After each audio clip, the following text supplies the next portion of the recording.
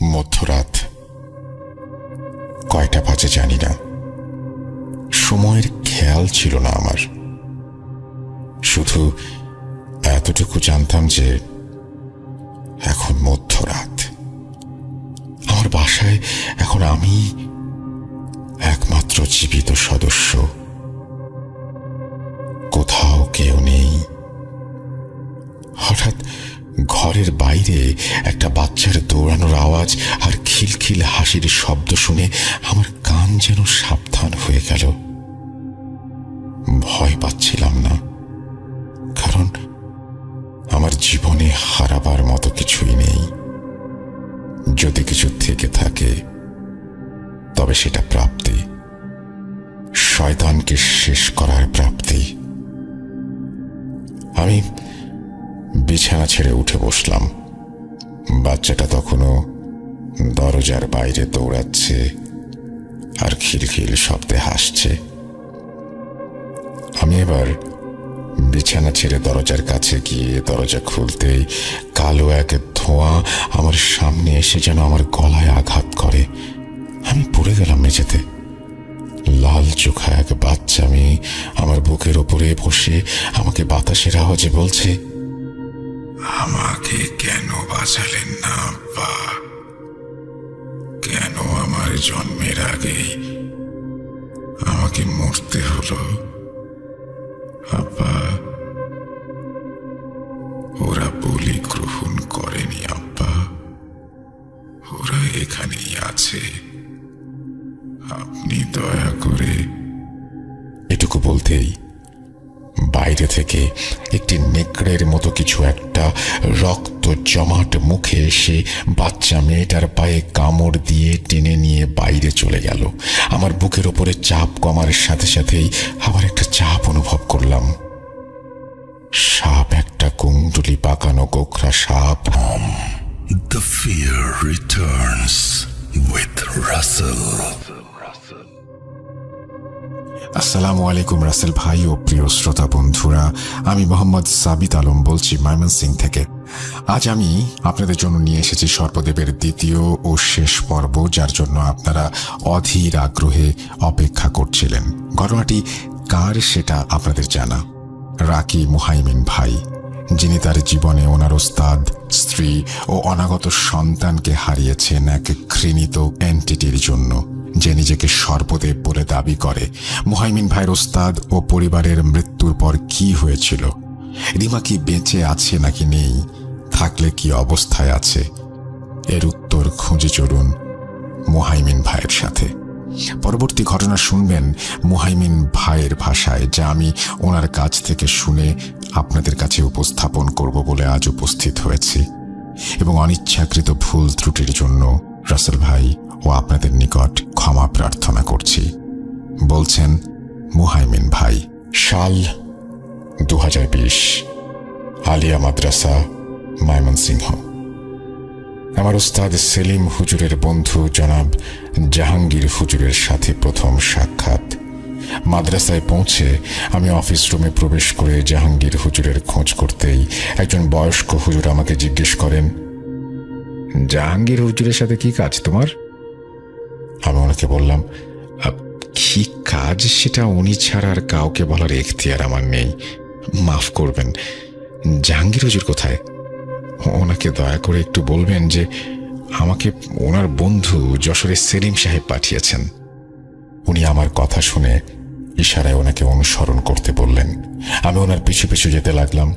একটি আবাসিক কামরায় নিয়ে গিয়ে উনি আমাকে বসতে দিলেন আর পানি খেতে দিলেন। আমি পানি খাবার সময় উনি বললেন আমি যেন একটু বসি আর উনি জাহাঙ্গীর হুজুরকে সাথে নিয়ে আসবেন। মোটামুটি প্রায় 30 মিনিট পর উনি ফিরে এলেন। আমি ওনার পেছনে কেউ আছে কিনা দেখার চেষ্টা করছিলাম। জরুরি কাজ আছে, সেগুলো শেষ করব, আর এই শয়তান সম্পর্কে কিছু জানার চেষ্টাও করব যদি পারি। তুমি নিজে থেকে যেন কিছু করতে যেও না, ঠিক আছে? নিভে গেল। ভেবেছিলাম সেই শয়তানকে আর কখনো হারানো যাবে না। আমি নিজেই হার মেনে গিয়েছিলাম। ভেবেছিলাম হুজুরা বোধহয় ভুলে যাবেন সব কাহিনী। কিন্তু 2022 সালে করোনার পরে আমি জাহাঙ্গীর হুজুরের ফোন পেয়ে অবাক হয়ে যাই। উনি ফোনে বললেন, প্রস্তুত থেকো মোহাইমেন, আমি কাল আসছি, পরশু যাব সেই মেয়ের বাসায়। কথা মতো হুজুর পরের দিন চলে এলেন যশোরে। সেদিন রাতে বিশ্রাম করে পরদিন সকালে আমাকে উনি বললেন রিমার পরিবারের সাথে কথা বলতে আর বর্তমানে পরিস্থিতি কি সেই বিষয়ে জানতে। জাহাঙ্গীর হুজুরের কথা মতো আমি সেদিন সকালবেলা রিমাদের বাসায় গিয়ে উপস্থিত হই এবং প্রায় 3 বছর পর আমাকে দেখে রিমার বাবা অবাক হয়ে যান আর আমাকে জড়িয়ে ধরে কাঁদতে কাঁদতে বলেন, আলহামদুলিল্লাহ হুজুর, আপনি বেঁচে আছেন। আমি শুধুমাত্র বলে ওনাকে ছাড়ি। উনি আমাকে বললেন উনি নাকি সেলিম হুজুরের মৃত্যুর খবর শুনেছেন আর ভীষণ কষ্ট পেয়েছেন। আমি কিছু না বলে ওনাকে নিজের মতো করে জিজ্ঞাসা করি রিমার অবস্থা সম্পর্কে। উনি বলেন, কিছু বলতে পারবো না হুজুর, নিজের চোখেই দেখবেন, চলুন। আমি আর রিমার বাবা ওনাদের বাসায় প্রবেশ করি। রিমার বাবা রিমার আম্মিকে ডেকে রিমাকে তৈরি করে দিতে বলে। রিমার আম্মিকে দেখলাম মেয়ের কাছে যেতে ভয় পাচ্ছেন মনে হলো। আল্লাহ, কি এক নফরমান শয়তানকে দুনিয়াতে পাঠালেন যার জন্য মা তার সন্তানকে অবধি ভয় পাচ্ছে। রহম করো আল্লাহ। 10 মিনিট পর রিমার মা রিমার রুম থেকে বেরিয়ে এলেন আর আমাদেরকে ভেতরে যেতে বললেন। রুমের ভেতরে প্রবেশ করতেই মাংস পচা উৎকট গন্ধে আমার ভেতর যেন গুলিয়ে উঠল। আমি রুম থেকে বেরিয়ে বেসিনের সামনে এলাম, বমি করে দিলাম। ফ্রেশ হয়ে মুখে রুমাল বেঁধে আমি আবার রিমার ঘরে প্রবেশ করি। ঘরে ঢুকে আমি রিমার অবস্থা দেখে কষ্টে চোখের পানি ধরে রাখতে পারছিলাম না। কষ্টের সাথে এক অজানা ভয় যেন আমার বুকে বাসা বেঁধেছিল। মেয়েটার শরীর ফ্যাকাশে হয়ে গেছে, ডান কানে আর ডান ঠোঁটের পাশে পচন ধরেছে, পায়ে পোকা ধরেছে। একজন মহিলা অনবরত রিমার শরীর পানি দিয়ে পরিষ্কার করে দিচ্ছেন। আমাকে দেখে রিমা চোখের ইশারায় কিছু একটা বলতে চাইল, কিন্তু পারল না। আমি রিমার পাশে এসে বসলাম। রিমাকে জিজ্ঞেস করলাম যে সর্পদেব কি তার শরীরে আছে কিনা। রিমা হ্যাঁ বোধক উত্তরে মাথা নাড়ল। আমি সাথে সাথে রিমার বাম হাতের কনিষ্ঠাঙ্গুলি চেপে ধরলাম। হঠাৎ রিমা ঝাড়া দিয়ে উঠে আমার হাত ছাড়িয়ে নিল। আমার দিকে তাকিয়ে 1 সেকেন্ডে বিছানা থেকে উঠে আমার চেহারার সামনে এসে হিস হিস বাতাস ছাড়তে লাগলো। আমাকে সে হিস হিস শব্দে বলল, তোকে আবার আসতে বারণ করেছিলাম না? সেটা তোর লড়াই না মুহাইমিন, তোকে বলেছিলাম না আমরা বলি কবুল করিনি? বলেছিলাম কিনা? তাহলে এখানে কেন এলি? কেন এলি এখানে? এরপর সে চিৎকার করতে লাগলো আর তার গলা থেকে রক্ত বেরিয়ে আসতে শুরু করলো। ইয়া আল্লাহ, এই দৃশ্য আমি কিভাবে চোখের সামনে দেখি?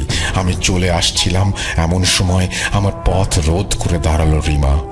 কিভাবে এত জলদি সে এখানে এলো জানি না। আমার গালে সজোরে থাপ্পড় দিয়ে কোনো একটা কথা বলে সে অজ্ঞান হয়ে যায়। আমার গালে রিমার থাপ্পড় এত জোরে লেগেছিল যে তখন আমার এই কথায় কর্ণপাত করার মতো কোনো উপায় ছিল না। কোনো রকমে ঢুলতে ঢুলতে নিজ পায়ে উঠে দাঁড়ালাম। আমি কেমন যেন লাগছিল। আস্তে আস্তে রিমার বাসা থেকে বেরিয়ে কোনো রকমে রিক্সা নিয়ে মাদ্রাসায় আসি। মাদ্রাসায় এসে নিজের রুমে ঘুমিয়ে পড়ি। কিছুক্ষণ পর আমার ঘরে একজন রাকি এসে আমাকে বলেন অতিথি জাহাঙ্গীর হুজুর আমাকে ডেকেছেন। তখনও আমি যেন আমার হুঁশ ফিরে পাইনি সম্পূর্ণরূপে। আমি হেলে দুলে হেঁটে হেঁটে জাহাঙ্গীর হুজুরের কাছে গেলাম। উনি আমাকে জিজ্ঞেস করলেন আমি কি দেখে এলাম। এরপর আমার আর কিছু মনে নেই। মনে হয় ঘুমিয়ে গিয়েছিলাম, কিন্তু না, ঘুমাইনি, অজ্ঞান হয়েছিলাম। জ্ঞান ফিরতেই আমার কি হয়েছিল জানতে চাইলাম জাহাঙ্গীর হুজুরের কাছে। উনি আমাকে বললেন, তুমি কি ঠিক আছো মুহাইমিন? এমন করলে কেন? তোমাকে জিজ্ঞেস করলাম কি দেখে এসেছো। তুমি আমার দিকে রক্তবর্ণ চোখে তাকিয়ে আমার গলা টিপে ধরলে আর বললে এটা আমাদের লড়াই না, এটা ওদের লড়াই। এরপর তুমি বমি করে দিলে। তোমার বমির সাথে কাটা তারের একটি টুকরো বের হয়ে এসছে জানো। তোমার গলা থেকে রক্ত বেরিয়ে আসছিল। আমি জিজ্ঞাসা করলাম তোমার শরীরে কে? সে আমাকে বলল সে নাকি মহান সর্পদেবের দেহরক্ষী। এই বলে তুমি আমার 2 চোখে হাত দিয়ে আমার চোখ বের করে নিতে চাচ্ছিলে। বাকি ছাত্ররা ছিল এখানে, নইলে আমাকে তুমি মেরেই ফেলতে। আমি কিছুটা সময় নিয়ে বসি আর রিমার বাসায় কি কি হয়েছিল সেগুলো হুজুরকে বলি। হুজুর বললেন, আমরা আজ সন্ধ্যায় যাব। এই বলে উনি রুম থেকে বেরিয়ে যাচ্ছিলেন। আমি ওনাকে হঠাৎ ডাক দিয়ে বলি যে, রিমা আমাকে কিছু একটা বলেছিল। কি বলেছিল জিজ্ঞেস করলেন হুজুর। আমি হুজুরকে রিমার বলা আরবি কথাটা বললাম। হুজুর বললেন, বলি স্বীকার করেনি মানে? কিসের বলি? আর তুমি যা বললে সেটার অর্থ জানো? এটার অর্থ হলো সেই ব্যক্তির মৃত্যু মানে তাদের জীবন। তারা এই বলি স্বীকার করেনি মানে বলি নেয়নি। মুহাইমিন, আমি নিশ্চিত এটা কালো জাদু। আজ সন্ধ্যায় অনেক উত্তর পাবো আশা করি। প্রস্তুত হও। হুজুরকে তখন আমি আমার সেই স্বপ্নের কথাও বলি, যেখানে তারা গ্রহণ করেনি বলেছিল সেই ছোট্ট মেয়েটি আমাকে। আমার কথা শুনে জাহাঙ্গীর হুজুর চলে গেলেন। মাগরিবের আজান ভেসে আসলো কানে। মসজিদে মসজিদে নামাজ পড়ানোর আওয়াজ, আগরবাতি আর গোলাপ জলের গন্ধে যেন প্রাণ জুড়িয়ে আসছিল আমার। আমি মুহাইমিন জাহাঙ্গীর হুজুরকে সাথে নিয়ে জাহান্নামী সেই শয়তানকে শেষ করতে যাচ্ছি। আল্লাহ শক্তি দাও যেন এই যুদ্ধে বিজয়ী হতে পারি, আমিন। যুদ্ধটা কোনো দুনিয়ার প্রাণী বা মানুষের বিরুদ্ধে নয়। যুদ্ধটা একটা ঘৃণিত শয়তানের বিরুদ্ধে, যাকে চোখে দেখা যায় না। সে অন্ধকারে লুকিয়ে থাকে, অন্ধকারকে ঢাল করে কাপুরুষের মতো হামলা করে।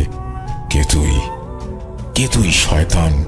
এবার আমি তোকে শেষ করব ইনশাল্লাহ। এবার আমি প্রস্তুত, আল্লাহ ভরসা। মাগরিবের নামাজ শেষ করে আমি, জাহাঙ্গীর হুজুর আর 3 জন রাকি নিয়ে চলে গেলাম রিমাদের বাসায়। রিমার বাবা আমাদের দেখে খুশি হলেন। এবার বুঝি মেয়ে সুস্থ হতে যাচ্ছে এই আশায়। রিমার আম্মি রিমাকে আগেই তৈরি করে রেখেছিলেন। আমি আর জাহাঙ্গীর হুজুর রিমার ঘরে প্রবেশ করি। বাকি 3 জন ড্রয়িং রুমে অপেক্ষায় ছিল আমাদের ডাকের। ঘরে ঢুকতেই দেখি রিমা ঘরের এক কোনায় সরীসৃপের মতো বুকে ভর করে এদিক থেকে ওদিকে ঘুরে বেড়াচ্ছে। জাহাঙ্গীর হুজুরকে দেখে এসে বলল, জাহাঙ্গীর, সেলিমের পরিণতি জেনেও মরতে এসেছিস? জাহাঙ্গীর হুজুর ভারী গলায় বললেন, চুপ, কোনো কথা না। এই বলে হুজুর আমাকে ইশারা করলেন। আমি বাইরে থেকে বাকি 3 জনকে ইশারা করতেই ওনারা রিমার বাসা ত্যাগ করলেন। আমি আবার রিমার ঘরে প্রবেশ করলাম। 2-3 মিনিট পর রিমার বাসার পাশ থেকে আজানের ধ্বনি ভেসে আসতে লাগলো। রিমা লাফ দিয়ে উঠে বলল, কি করছিস? মুহাইমিন, তোকে বারণ করেছিলাম আসতে, সাবধান করেছিলাম, কেন এলি আবার? জাহাঙ্গীর, চলে যা। আমি খেয়াল করলাম রিমা কোনোভাবেই আমাদের কাছে আসতে পারছে না। আমি দেখলাম হুজুরের হাতে একটা কৌটা আর তসবিহ। উনি আমার দিকে তাকিয়ে মুচকি হেসে বললেন, অবাক হচ্ছ? এটা রক্ষা কবচ, ও আমাদের কিছুই করতে পারবে না। আজান শেষ হলো। রিমা ক্লান্ত হয়ে ঘরের মেঝেতে বসে পড়ল। বিদ্যুৎ চমকানির আওয়াজ পেলাম। জানালা দিয়ে আলো ঝলকানি দিচ্ছিল। রিমার মুখ থেকে তার জিভ বেরিয়ে এলো। 2 ভাগে বিভক্ত সেই জিভ, কিন্তু সর্পদেবের পালানো বা ধোকা দেবার কোনো উপায় নেই। সে ধরা পড়ে গেছে। ঘর বন্ধ করে দিয়েছেন সেই 3 জন রাক্ষী। সর্পদেব এখান থেকে কোথাও পালাতে পারবে না, কারো শরীরেও প্রবেশ করতে পারবে না, কারণ রিমার বাসায় আমি, জাহাঙ্গীর হুজুর আর 3 জন রাক্ষী ছাড়া আর কেউ নেই। রিমার মা বাবাকে আমরা আগেই ঘর থেকে সরিয়ে দিয়েছি, আর আমাদের শরীর বন্ধ। কোথায় পালাবে এবার এই মহা শক্তিশালী সর্পদেব? আমি এবার বিজয়ের হাসি দিয়ে রিমার গালে হাত দিয়ে বলি, এবার কি করবি? তোর জারি জুরি শেষ। মিথ্যার আশ্রয় নিয়ে এতদিন পার পেয়েছিস। আমার বাবার মতো সম্মানী ওস্তাদ আর আমার স্ত্রী সন্তানকে মেরেছিস। 12 জন নিরপরাধ মানুষকে মেরেছিস। পাপের ঘরা পূর্ণ তোরে বাদ। আজ পালাবি কোথায়? আমার কথা শুনে রিমা জিভ বের করে হিংসিস শব্দ করলো আর বলল, রিমার বাবাকে গিয়ে যেন আমরা জিজ্ঞেস করি যে আসল ঘটনা কি। আমি আর হুজুর একজন আরেকজনের দিকে তাকালাম। রিমার বাবার সাথে এর সম্পর্ক কি? আশ্চর্য, শয়তান আবার মিথ্যা কথা বলছে না তো। এবার হুজুর শুরু করলেন রুকাইয়া করা। প্রথমবারের মতো সর্পদেবের ওপর রুকাইয়া করা হচ্ছিল। হুজুর আয়াত পড়তে শুরু করলেন। আমিও হুজুরের সাথে যোগ দিলাম। বাকি তিনজন রিমাকে ধরে রেখেছে, আর রিমার দুই কানে মুখ দিয়ে তারাও আয়াত পড়তে শুরু করেছে। বাহির থেকে অজস্র কুকুর রুমের ভেতরে ঢোকার চেষ্টা করছিল, কিন্তু পারছিল না। এই বোধহয় সর্পদেবের সেনাবাহিনী। হঠাৎ রুমের দরজা খুলে গেল। রিমার বাবা ঘরে প্রবেশ করলেন, আর রিমার সামনে গিয়ে বুকে হাত দিয়ে সর্পদেবকে কুর্নিশ করে জাহাঙ্গীর হুজুরের গলা টিপে ধরলেন। আমরা সবাই রিমাকে ছেড়ে রিমার বাবাকে থামাতে চলে আসি। একটা মানুষের শরীরে এত শক্তি থাকতে পারে ভাবিনি কোনোদিন আগে। হুজুর প্রায় মরে যাবে এমন অবস্থায় আমরা রিমার বাবাকে ছাড়াতে সক্ষম হই। এদিকে রিমা পিটখুটে হাসি দিয়ে হিস হিস কণ্ঠে বলতে লাগলো, তোরা আমাকে ধোঁকা দিবি? ঘর বন্ধ করেছিস, কিন্তু ভুল করেছিস কি জানিস? এই বোকা মা বাবার শরীর বন্ধ করিসনি। কত সহজ একে ধোঁকা দেয়া দেখ। ওর বুক পকেটে হাত দিয়ে দেখ তো কিছু পাস কিনা। আমি রিমার বাবার বুক পকেটে হাত দিয়ে দেখি লোহার বড় একটা কিল। হায় আল্লাহ, ধোঁকা দিয়ে শয়তান ঘর বন্ধ নষ্ট করে ফেলেছে। আল্লাহ, এবার আমরা কি করব? সাথে সাথে জাহাঙ্গীর হুজুর নিজের তসবি রিমার গলায় পরিয়ে দিলেন। রিমা যেন পানি থেকে সদ্য বের হয়ে আনা মাছের মতো তরপাতে শুরু করলো। আমরা আমাদের সাথী তিনজন অনেক কষ্টে ঘর বন্ধ করলাম। হুজুরকে রিমা অনুনয় বিনয় করতে লাগলো সেই তসবি তার গলা থেকে সরানোর জন্য। হুজুর বললেন এক শর্তে সরাবেন সেই তসবি, সব সত্যি বলতে হবে। যদি বলে তবেই হুজুর তসবি সরাবেন। এরপর সর্পদেব চলে গেল আসল কাহিনীতে। রিমার গলায়, আধো আধো বাতাসের গলায় সর্পদেব বলতে শুরু করলেন, আজ থেকে ৪৫ বছর আগের কথা। রিমার বাবা সর্পদেবকে আমন্ত্রণ জানায়। রিমার দাদি রিমার বাবাকে জন্ম দেওয়ার কিছুদিনের মাঝে মারা যান। রিমার দাদা ছিলেন দুই ভাই। রিমার দাদা ছিলেন বড় ভাই। রিমার দাদি মারা যাবার পর রিমার দাদা ভাই শোকে আর নেশায় মুখ থুবড়ে পড়েছিলেন। এদিকে ছোট ভাইয়ের সংসার সচ্ছল, 4 ছেলে ছোট ভাইয়ের। রিমার দাদার দাম কমতে থাকে বাসায় তার ঔদ্ধত্যপূর্ণ আচরণের জন্য। এদিকে দুই ভাইয়ের বাবা ছোট ভাইকে বেশি প্রাধান্য দেওয়া শুরু করে। এই দেখে রিমার দাদা ঘটনাগুলো মেনে নিতে পারেননি। উনি গ্রামের এক নিষিদ্ধ বাড়িতে যান, একজন মহিলা কবিরাজের বাড়ি, যাকে বহু আগেই গ্রামের মানুষ এক ঘরে করে তাড়িয়ে দিয়েছিল গ্রাম থেকে বেশ কিছুটা দূরে। সেখানে গিয়ে রিমার বাবা এই ঘটনার সমাধান জানতে চান জাদুকরিনীর কাছে। মহিলা বলে সে এমন এক শক্তিকে আহ্বান জানাবে যে ছোট ভাইয়ের সংসার থেকে শুরু করে পরবর্তী প্রজন্মকে ধ্বংস করে দেবে, কিন্তু এর জন্য ওই মহিলার কিছু চাই। কি চাই? মহিলা জানায় রিমার দাদার মৃত্যুর পর তার শরীর যেন মহিলাকে দান করে দেয়া হয়। লিখিত দানপত্র থাকবে, এটাই ছিল বিষয়। আর পরিবারের প্রথম ছেলে সন্তানকে বলে দিতে হবে সেই শক্তিশালী শয়তানকে আহ্বান জানাতে। কিন্তু ছেলেটার বয়স 10 বছর যেদিন হবে সেদিনই তাকে বলে দিতে হবে, এর আগেও না পরেও না। তার বয়স 10 হবার আগে তার পরিবারের বাকি সদস্যরা একে একে মৃত্যুবরণ করবে, একমাত্র সে বেঁচে থাকবে। এদিকে শয়তানরাও তার কোনো ক্ষতি করতে পারবে না, কারণ সেই মহিলা পরিবারের বড় ছেলেদের জন্য 3টি তাবিজ দিয়েছিলেন যেন শয়তানরা পরিবারের বড় ছেলেদের কোনো ক্ষতি করতে না পারে। তাবিজগুলির একটি ছিল রিমার দাদার হাতে, একটি রিমার বাবার হাতে, আর একটি রিমার দাদার বড় ভাতিজার হাতে, যেন বলি দেওয়ার আগ পর্যন্ত শয়তান নিজে থেকে ওদের নিয়ে যেতে না পারে। কিন্তু যদি বলি দেওয়া না হয় তবে রিমার দাদার পরবর্তী প্রজন্ম এক ভয়াবহ অভিশাপের মুখোমুখি হবে, যে অভিশাপ তিলে তিলে সবাইকে শেষ করে দিবে। রিমার দাদা শর্ত মেনে নেয়, বাড়ি ফিরে লিখিত একটি দানপত্র বানিয়ে ফেলেন যেন মৃত্যুর পর তার শরীরের দায় দায়িত্ব সেই জাদুকরিনী মহিলা পায়। এরপর মহিলার কথা মতো সে তার ভাইয়ের প্রথম সন্তানের বয়স 10 হবার জন্য অপেক্ষা করতে থাকে, আর সেই ছেলেকে সে ছায়ার মতো পাহারায় রাখে আর তাকে সমস্ত বিপদ আপদ থেকে রক্ষা করতে থাকে। এর মাঝে একদিন খবর আসে রিমার দাদার ছোট ভাই মাছ ধরতে গিয়ে পুকুরের পানিতে জালে জড়িয়ে মারা যান। সবাই তখন এই মৃত্যুর কথা শুনে অবাক হয়ে যায়। গ্রামের সাঁতারু একটা ছেলে পুকুরে ডুবে কিভাবে মারা যায়? ছোট ভাই মারা যাবার কয়েক সপ্তাহ পরে একদিন রিমার দাদা বাড়ি ফিরে দেখে তার ভাইয়ের বড় আর মেজ ছেলে বিছানায় ঘুমোচ্ছে, আর একটা সাপ বড় ছেলের পা পেঁচিয়ে কামড় দিতে যাচ্ছে। সে দৌড়ে সাপটাকে পেছন থেকে পাটশোলা দিয়ে আঘাত করে। সাপটা মেজ ছেলের পা থেকে পড়ে যায় আর মেজ ছেলেকে কামড় দিয়ে পালিয়ে যায়। মেজ ছেলের মৃত্যু হলো। একে একে এরপর রিমার দাদার ছোট ভাইয়ের স্ত্রী কলপাড়ে পা পিছলে মাথা ফেটে মারা যায়। একেবারে ছোট দুধের শিশু ছেলেটিও রাতে ঘুমের মাঝে অজানা কারণে মারা যায়। একদিন রিমার দাদার ছোট ভাইয়ের জীবিত দুই ছেলের মাঝে ছোট ছেলেটি ট্রাক্টরের ইঞ্জিনের সাথে জড়িয়ে ছিন্ন ভিন্ন হয়ে মর্মান্তিকভাবে মৃত্যুবরণ করে। আস্তে আস্তে সংসার রিমার দাদার ওপর নির্ভরশীল হয়ে পড়ে।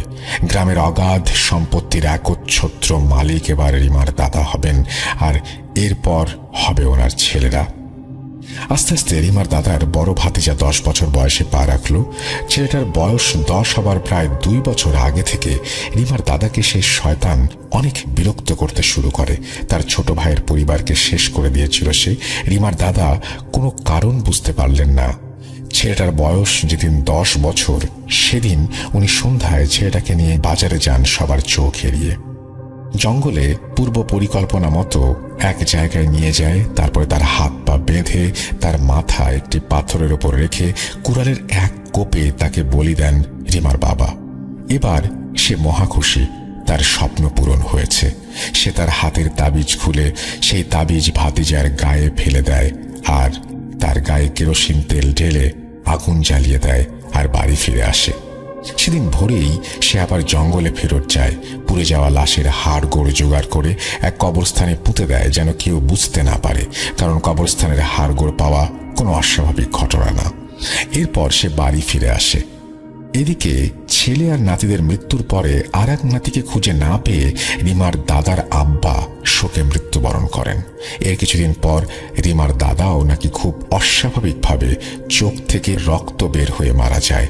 তার মৃত্যুর পর সেই জাদুকরণী মহিলা তার লাশ নিতে আসে, কিন্তু গ্রামবাসী তার লাশ ওই মহিলাকে না দিয়ে জোর করে গ্রামের কবরস্থানে কবর দিয়ে দেয়। কিছুদিন পর শোনা যায় সেই মহিলাও নাকি মারা গেছে। আমরা মেরেছি, আমি মেরেছি সবাইকে। আমি বলি গ্রহণ করিনি, এই বলি আমরা নেইনি। আমাদের সঠিক পরিচয়। সর্পদেবের মুখে সব কাহিনী শুনে জাহাঙ্গীর হুজুর জিজ্ঞেস করেন, কিসের সঠিক বলি? রিমার দাদা তো তার বড় ভাতিজাকে বলেই দিয়েছে, তাহলে তোরা সেটা গ্রহণ করিসনি কেন? সর্পদেব এবার মুচকি হেসে বাতাসে আওয়াজ তুলে বলে, পরিবারের বড় ছেলের বলি দরকার ছিল আমাদের। পরিবারের বড় ছেলে তো রিমার দাদার ভাতিজা নয়, পরিবারের বড় ছেলে তো খোদ রিমার বাবা। এবার আমরা আস্তাগফিরুল্লাহ বলে মাটিতে বসে পড়ি। এ কি হচ্ছে? কিভাবে সম্ভব? আমি সর্পদেবকে জিজ্ঞেস করি, সে তাহলে কেন রিমার বাবাকে মেরে বলি নেয়নি? সর্পদেব উত্তর দেয়, সেই জাদুকরিণী মহিলার দেয়া 3টি তাবিজ যাদের কাছে থাকবে তাদের ক্ষতি শয়তানেরা করতে পারবে না বলে শপথ নিয়েছে তারা। যদি করে তবে এই বলির পর যে ক্ষমতা তাদের পাবার কথা ছিল সেটা তারা পাবে না। রিমার বাবার হাতে এখনো সেই তাবিজ আছে, তাই তাকে তারা মারতেও পারেনি, আবার বিরক্তও করতে পারেনি। আমরা তখন সর্পদেবকে জিজ্ঞেস করি, এই কালো জাদু কাটানোর উপায় কি আছে? সে বলে, ওই জাদুকরিণী মহিলা ছাড়া এই জাদু কেউ কাটাতে পারবে না, কারণ এই জাদু সে নিজের রক্ত দিয়ে করেছিল। যেহেতু তারা বলি পায়নি, বড় ছেলের বয়স 10 বছর পার হবার পর সেই রাগে সর্পদেব সেই মহিলা জাদুকরিণীকে বিষ দিয়ে মেরে ফেলেছে। হায় আল্লাহ, পরিবারের এক ভাইয়ের পূর্ব প্রজন্ম শয়তানের থাবায় শেষ। পরবর্তী প্রজন্ম আসতেই পারেনি। একটা ব্লাড লাইনের সমাপ্তি ঘটে শুধুমাত্র জায়গা জমির কারণে। আল্লাহ, কোন দুনিয়ায় আমাদের পাঠালেন? ওদিকে আরেক প্রজন্ম মরতে বসেছে। যে জমির জন্য এত কিছু, সেই জমি এখন কে ভোগ করবে? এরপর হুজুর সর্পদেবকে জিজ্ঞেস করলেন, রিমাকে ধরার কারণ? সে জানালো, রিমার বাবার আশেপাশে তারা সবসময় বিরাজমান ছিল, অপেক্ষায় ছিল কখন তার সন্তান হবে। রিমা জন্ম নেবার পর তারা সঠিক সময়ের অপেক্ষা করছিল। রিমার বয়স তখন 5 থেকে 7 বছর। রিমাকে তার বাবা একটি পুতুল কিনে দিয়েছিল, যা একটি সাপ আকৃতির পুতুল। সর্পদেবের সাথীরা মেয়েটাকে নানা সময় পজেস করে সর্পদেবের পূজা করতে বাধ্য করে। পূজা দিতে দিতে সর্পদেব তার শরীরের গন্ধ আর রক্তের সাথে মিশে যায়। রিমাকে কষ্ট দিয়ে তারা শুধুমাত্র রিমার বাবার হাত থেকে তাবিজ খোলার চেষ্টা করছিল। রিমা নাকি বহুবার তার বাবাকে বলেছে তার হাতে এটা কিসের তাবিজ।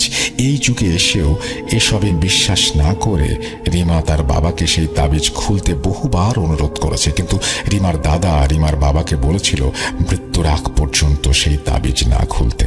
রিমার বাবা তার বাবার কথা মেনে তাবিজ এখনো অবধি ধারণ করে আছে। আমরা সবকিছু জেনে রুম থেকে বের হই। সর্পদেব অনুরোধ করে তার গলা থেকে তসবিহ সরানোর জন্য। হুজুর পাত্তা না দিয়ে রিমার অচেতন বাবা আর আমাদের নিয়ে বের হয়ে আসেন।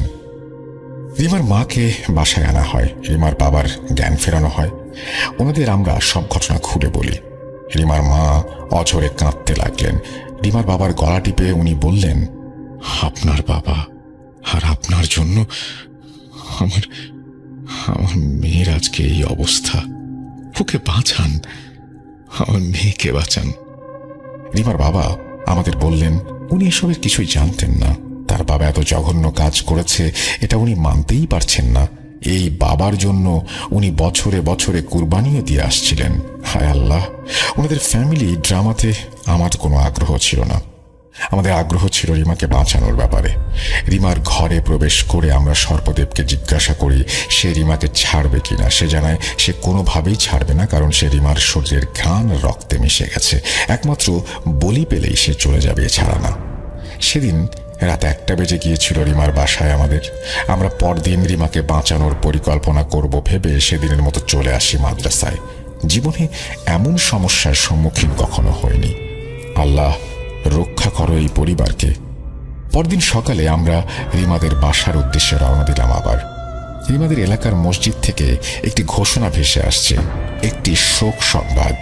মাইকে ঘোষণা হচ্ছিল যে রিমার বাবা ভোরবেলা ফজরের নামাজে যাবার সময়ে সাপের কামড়ে মৃত্যুবরণ করেছে। আমরা রিমার বাসায় গেলাম ঘোষণা শুনে। আত্মীয় স্বজন আর প্রতিবেশীরা এসেছেন। সন্ধ্যায় কবর দেয়া শেষ করে আমরা আবার রিমার বাসায় যাই রিমাকে দেখতে। সর্পদেব আর তার ভেতরে নেই, কিন্তু এই মেয়ে বাঁচানো যাবে না।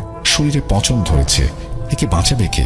রিমার মাকে আমরা জিজ্ঞেস করলাম, রিমার বাবা কি সেই তাবিজ খুলে ফেলেছিল? উনি জানলেন সকালে উঠে উনি বেড সাইড টেবিলের ওপর রিমার বাবার একটা চিঠি পান।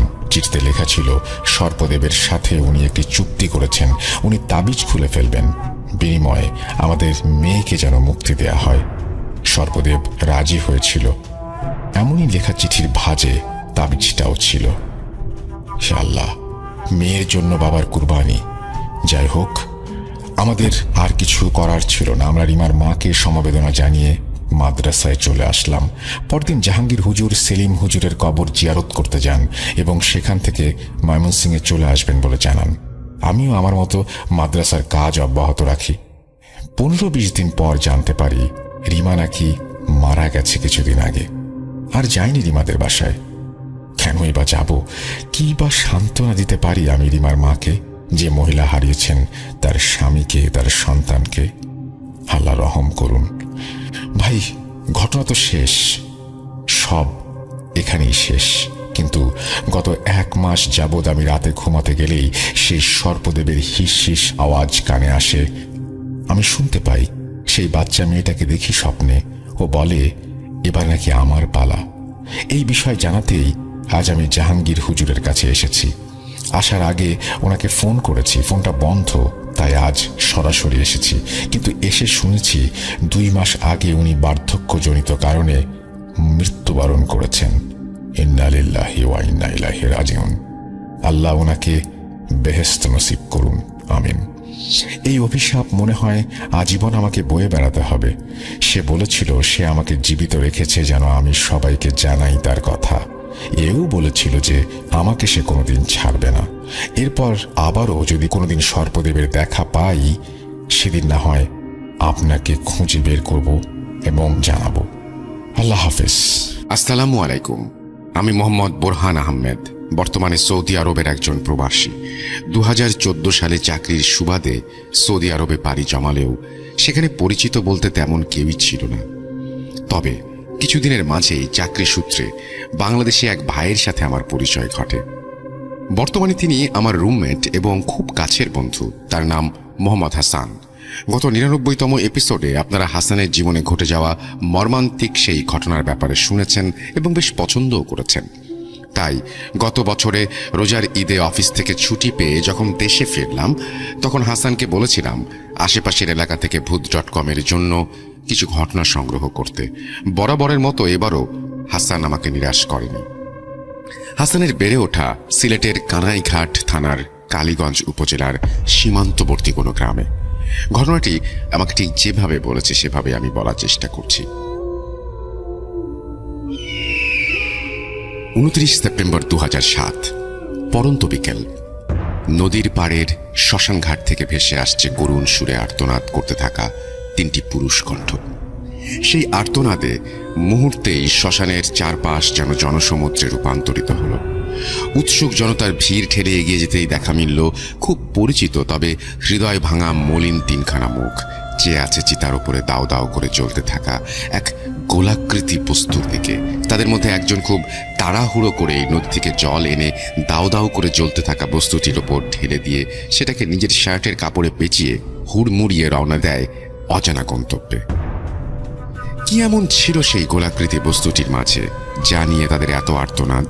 জানতে হলে একটু অপেক্ষা করতে হবে। আমি মারা গেলে আমাকে কবরে নিস না, আমার লাশটা শ্মশানে নিয়ে পুড়িয়ে দিস। ভাই, কখনো কি শুনেছেন কোনো মুসলমানের সন্তান এই ধরনের নাজায়েজ কথা বলে? জানি শুনেননি, কিন্তু এই উক্তিটি আমি কেন আপনাকে বললাম জানেন? শুনুন বলছি। মোহাম্মদ আব্দুল করিম আমার নানার নাম। যেমন ধার্মিক তেমনই দয়ালু ব্যক্তি ছিলেন আমার নানা। মহান আল্লাহর দয়ায় অনেক ধন সম্পদের মালিক ছিলেন তিনি। ঘটনা পরিক্রমায় ওনার 2জন স্ত্রী ছিলেন। মূলত অসহায়কে নতুন রূপে জীবন ফিরিয়ে দিতেই প্রথম স্ত্রীর অনুমতিতে দ্বিতীয় বিয়ে করেছিলেন তিনি। আমার নানার প্রথম পক্ষের সন্তান বলতে ছিলেন 3জন। আমার মা, আমার 2 মামা মোহাম্মদ আব্দুল কাদের ও মোহাম্মদ রফিক। কাদের মামা ছিলেন সবার বড় এবং আমার মা সবার ছোট। অপরদিকে দ্বিতীয় পক্ষের ছিলেন একজন ছেলে এবং এক মেয়ে। যদিও আমার নানা তার 2 পরিবারের জন্য আলাদা বাসস্থানের ব্যবস্থা করেছিলেন, তবুও 2 পরিবারের সবাই সবার সাথে খুব সৌহার্দ্যপূর্ণ আচরণই করত এবং বেশ মিলেমিশেই চলত। তবে নানা তার বেশিরভাগ সময় আমার নানুর বাড়িতেই কাটাতেন, অর্থাৎ তার প্রথম পক্ষে স্ত্রীর বাড়িতেই থাকতেন। একটা সময় আমাদের কালীগঞ্জ উপজেলায় হিন্দু সম্প্রদায়ের অনেক লোকের বসবাস ছিল। আমার নানা মূলত তাদের সাথে ব্যবসা করে অনেক অর্থ সম্পদের মালিক হয়েছিলেন। সেই সূত্রে কালীগঞ্জ টুকের বাজার এলাকায় বেশ কিছু পরিমাণ জায়গা জমিও ছিল তার। সময়টা 2005 সালের দিকে। নানার বয়স তখন আনুমানিক 60 বছর হবে। শেষ বয়সে এসে নানা যখন তার সম্পদের ভাগ বাটোয়ারা করে দিচ্ছিলেন, তখন তার 2টি বাড়ি 2জন স্ত্রীর নামে লিখে দেন এবং জায়গা জমি বিক্রি করে কিছু নগদ অর্থ 2 পরিবারের সন্তানদের জন্য দিয়ে দেন। আর টুকের বাজার এলাকায় ওনার যে জায়গা জমি ছিল তার পুরোটাই উনি নিজের প্রথম পক্ষের স্ত্রী সন্তানদের নামে লিখে দেন। ভাগ বাটোয়ারা শেষে পরিমাপ করে দেখতে গেলে 2 পক্ষের কাছে এই সম্পদের পরিমাণটা ছিল অনেক। যদি কথায় বলি তাহলে 2 পুরুষ বসে খেলেও সেই সম্পদ ফুরানো কঠিন। এরপর সবকিছু বেশ ভালোই চলছিল। তবে হঠাৎই একদিন আমার নানার সাথে তার দ্বিতীয় পক্ষের স্ত্রী সন্তানদের কোনো একটা বিষয় নিয়ে মতের অমিল দেখা যায় এবং বাগ বিতণ্ডার এক পর্যায়ে তাদের সাথে সম্পর্কে ভাঙন ধরে যায়। কিন্তু কেন এমনটা হলো বা হচ্ছে তা নিয়ে নানা আমাদের কখনো পরিষ্কারভাবে কিছু জানাননি। এরপর থেকে নানা আর কখনো ওই বাড়িতে ফিরে যাননি, আর ওনারাও নানার সাথে বা আমাদের সাথে কোনোভাবে যোগাযোগ করেন। একটা সময় আমরা জানতে পারি তারা তাদের পূর্ব বাড়ি এবং জায়গা জমি বিক্রি করে সিলেটের বিয়ানীবাজার থানার অন্তর্গত চরখাই ইউনিয়নের কোনো এক জায়গায় বাড়ি ভাড়া করে থাকছিলেন। এভাবে প্রায় 2 বছর পেরিয়ে যায়, আমরাও সবকিছু ভুলে যাই। এদিকে আমার ছোট মামা রফিক পড়াশোনা এবং চাকরির জন্য লন্ডনে পাড়ি জমান এবং বড় মামা কাদের তার বাবার সাথে টুকের বাজার এলাকায় কনস্ট্রাকশনের জিনিসপত্র অর্থাৎ রড সিমেন্টের দোকান দিয়ে ব্যবসা শুরু করেন। সবকিছু বেশ ভালোভাবেই চলতে থাকে। সে সময় কালীগঞ্জ এলাকায় হিন্দু সম্প্রদায়ের লোকের পরিমাণ বেশি হলেও সরকারিভাবে সেখানে একটা মসজিদ নির্মাণ করা হয়েছিল। নানা প্রতিদিনই সেই মসজিদে 5 ওয়াক্ত নামাজ আদায়ের চেষ্টা করতেন। একদিন মাগরিবের সময় নানা তার কর্মচারীদের ওপর দোকানের দায়িত্ব দিয়ে মসজিদে যান নামাজের জন্য। ওই দিন আমার বড় মামা কোনো একটা কাজে পাশের এলাকায় গিয়েছিলেন, কিন্তু মাগরিবের পরপরই তিনি দোকানে ফিরে আসেন। দোকানে এসে নানাকে দেখতে না পেয়ে কর্মচারীদের জিজ্ঞেস করলে তারা বলেন, মহাজন নামাজে গেছেন, আজ মসজিদে একটা মিলাদ আছে, তাই হয়তো দেরি হচ্ছে। কর্মচারীদের কথা শুনে মামা বলেন তার শরীরটা আজ একটু খারাপ, তাই তিনি বাড়ি ফিরে যাচ্ছেন। এশার নামাজের পর যেন তারা দোকান বন্ধ করে নানাকে বাড়ি পৌঁছে দিয়ে যায়। এই বলে মামা দোকান থেকে বাড়ি ফিরে আসেন, কিন্তু এশার সময় পেরিয়ে যায়, রাত বেড়ে যায়, নানা বাড়ি ফিরছিলেন না। দোকানে খদ্দের বেশি ভেবে মামা আরেকটু অপেক্ষা করতে থাকেন, কিন্তু হঠাৎই দুজন জেলে চিৎকার চেঁচামেচি করতে করতে মামাদের বাড়ির দিকে ছুটে আসেন। মামা তাদের চিৎকার চেঁচামেচির কারণ জিজ্ঞেস করলে তারা বলেন, কাদের, তোমার আব্বার অবস্থা খুব খারাপ। গ্রামের কিছু লোক মিলে তোমার আব্বাকে ধরাধরি করে কালীগঞ্জ বাজারে একজন ডাক্তারের কাছে নিয়ে গেছে, তোমরা তাড়াতাড়ি ওখানে যাও। জেলে দুজনের কথা শুনে বাড়ির সবার মাথায় যেন আকাশ ভেঙে পড়ল। সুস্থ সবল একজন মানুষ হঠাৎ করে অসুস্থ হয়ে পড়লেন কিভাবে, এই কথাটাই যেন কেউ ভেবে পাচ্ছিল না। এরপর সবাই তাড়াহুড়ো করে বাড়ি থেকে বেরিয়ে ডাক্তারের চেম্বারে পৌঁছে যেন আঁতকে উঠলেন। নানার পুরো শরীর রক্তাক্ত, মনে হচ্ছিল কেউ যেন তার ওপর নিজের রাগ মেটানোর জন্য নির্মমভাবে লাঠি বা শক্ত কিছু দিয়ে আঘাত করে পুরো শরীর রক্তাক্ত করে দিয়েছে। ওই দিন নানা এতটাই আঘাতপ্রাপ্ত হয়েছিলেন যে খুব কষ্ট করেও একটা কথা বলতে পারছিলেন না। ডাক্তারের কাছ থেকে প্রাথমিক চিকিৎসা নেবার পর নানাকে বাড়িতে ফিরিয়ে নিয়ে আসা হয়। বেশ কিছুদিন শয্যাশায়ী অবস্থায় বাড়িতেই চিকিৎসা নেওয়ার পর নানা কিছুটা সুস্থ হতে শুরু করেন। নানাকে সুস্থ অবস্থায় দেখে কাদের মামা তাকে জিজ্ঞেস করেন ঠিক কি হয়েছিল সেই রাতে, আর কেই বা এমন করেছিল তার সাথে। এরপর নানা যা বলেন তা শুনলে স্বাভাবিকভাবেই একজন মানুষের লোম দাঁড়িয়ে যাবে। তিনি বলেন, আমি যখন মাগরিবের নামাজ শেষে মিলাদ পড়িয়ে দোকানের দিকে ফিরছিলাম, মসজিদ পার হয়ে হাতের দক্ষিণ পাশে বাজারের দিকে রাস্তায় বেশ কয়েকটা হিন্দু বাড়ি আছে, আর ওখানেই আছে একটি কালী মন্দির। হিন্দু বাড়ি পেরিয়ে মন্দিরের কাছাকাছি যেতেই হঠাৎ করে আমার শরীরের ভেতরে একটা কাঁপুনি দিয়ে ওঠে। আমি নিজেকে সামাল দিয়ে সামনে তাকাতেই দেখি আমার সামনে লম্বা কিছু একটা দাঁড়িয়ে আছে। অন্ধকারে আমি জিনিসটা আসলে কি তা স্পষ্টভাবে বুঝতে পারছিলাম না। প্রথমে ভেবেছিলাম পরিচিত কেউ, তাই হয়তো আমায় দেখে দাঁড়িয়ে পড়েছে, কিন্তু পরক্ষণেই ওনার পরিচয় জানতে চাইলে আমি সামনের দিক থেকে সজোরে একটা ধাক্কা অনুভব করি। ওই ধাক্কায় আমি প্রায় 3-4 কদম দূরে ছিটকে পড়ি। এরপর সেই আবছা অবয়বটা যেন অন্ধকারের মাঝে আরো ঘন কালো অন্ধকারে রূপ নিতে থাকে। আমার দিকে এগিয়ে আসে আর আমার বুকের ওপরে এক পা রেখে এলো পাথারিভাবে চোখ মুখ সহ শরীরে আঘাত করতে থাকে। ব্যথায় যন্ত্রণায় ছটফট করতে করতে আমি নিস্তেজ হয়ে পড়ছিলাম। ঠিক সেই মুহূর্তে এক অজানা শক্তি আমার মধ্যে জাগ্রত হতে শুরু করে, আর আমি চিৎকার দিয়ে বলে উঠি, আল্লাহ রক্ষা করো আমায়। এরপর আমার আর কিছু মনে নেই। যখন জ্ঞান ফেরে তখন আমি বাজারের ওই ডাক্তারের চেম্বারে। শুনেছি আমার চিৎকার শুনে হিন্দু বাড়ির লোকেরা আর জেলে দুজন আমাকে ধরাধরি করে ওখানে নিয়ে গেছে। ওরা না থাকলে হয়তো কালো অবয়বটা আমাকে ওই রাতে মেরেই ফেলতো। নানার কথা শুনে বাড়ির সবাই যেন বাকরুদ্ধ হয়ে গিয়েছিল। শুধু তাই নয়, বাড়িতে যারা কাজের লোক ছিল তারাও ঘটনাটি শুনেছিল, আর হয়তো তাদের মধ্যেও পুরো গ্রামের লোকদের কাছে ঘটনাটি ছড়িয়ে পড়েছিল। এরপর একে একে অনেক মানুষ নানার খোঁজ নিতে আসতেন আর দ্রুত সুস্থ হয়ে টোটকা দিয়ে যেতেন। গ্রামের মানুষ নানাকে যেমন ভালোবাসতেন তেমনি শ্রদ্ধা করতেন। হিন্দু মুসলিম নির্বিশেষে সবার কাছেই তিনি ছিলেন খুব প্রিয় একজন ব্যক্তি। এভাবেই বেশ কিছুদিন কেটে যায় আর নানাও ধীরে ধীরে সুস্থ হতে শুরু করেন। কিন্তু কিছুদিন পরেই দেখা দেয় এক নতুন বিপত্তির। একদিন রাতে কাদের মামা ওয়াশরুমে যাওয়ার জন্য বিছানা ছেড়ে উঠতেই শুনতে পান বাড়ির উঠোনে সশব্দে কেউ হাঁটাচলা করছে, কিন্তু উনি দরজা খুলে উঠোনে গিয়ে কাউকে দেখতে পান না। হয়তো বিড়াল, কুকুর বা কিছু একটা এসেছিল এটা ভাবেন। তারপর তিনি কাজ শেষে আবার ঘরে ফিরে যান। কিছুক্ষণ পর শব্দটা যেন আরও স্পষ্টভাবে আসতে থাকে, তবে এবার মনে হচ্ছিল শব্দটা বাড়ির চারপাশ থেকে আসছে আর কোনো মানুষ পুরো বাড়ির চারপাশে দৌড়ে বেড়াচ্ছে। কিন্তু এটা কিভাবে সম্ভব? বাড়ির চারপাশে তো উঁচু করে দেয়াল দেয়া আর তার কাটা দিয়ে ঘেরা, সাধারণ কোনো মানুষের পক্ষে ওটা পার করে আসা সম্ভব নয়। আর চোর হলেও তো এত শব্দ করে পুরো বাড়ির চারপাশে দৌড়াতে পারবে না। মামা আবারও দরজা খুলে বাইরে বেরিয়ে আসেন, কিন্তু এবারও কাউকে দেখতে পান না। ওই রাতে মামা বিষয়টি কাউকে জানাননি।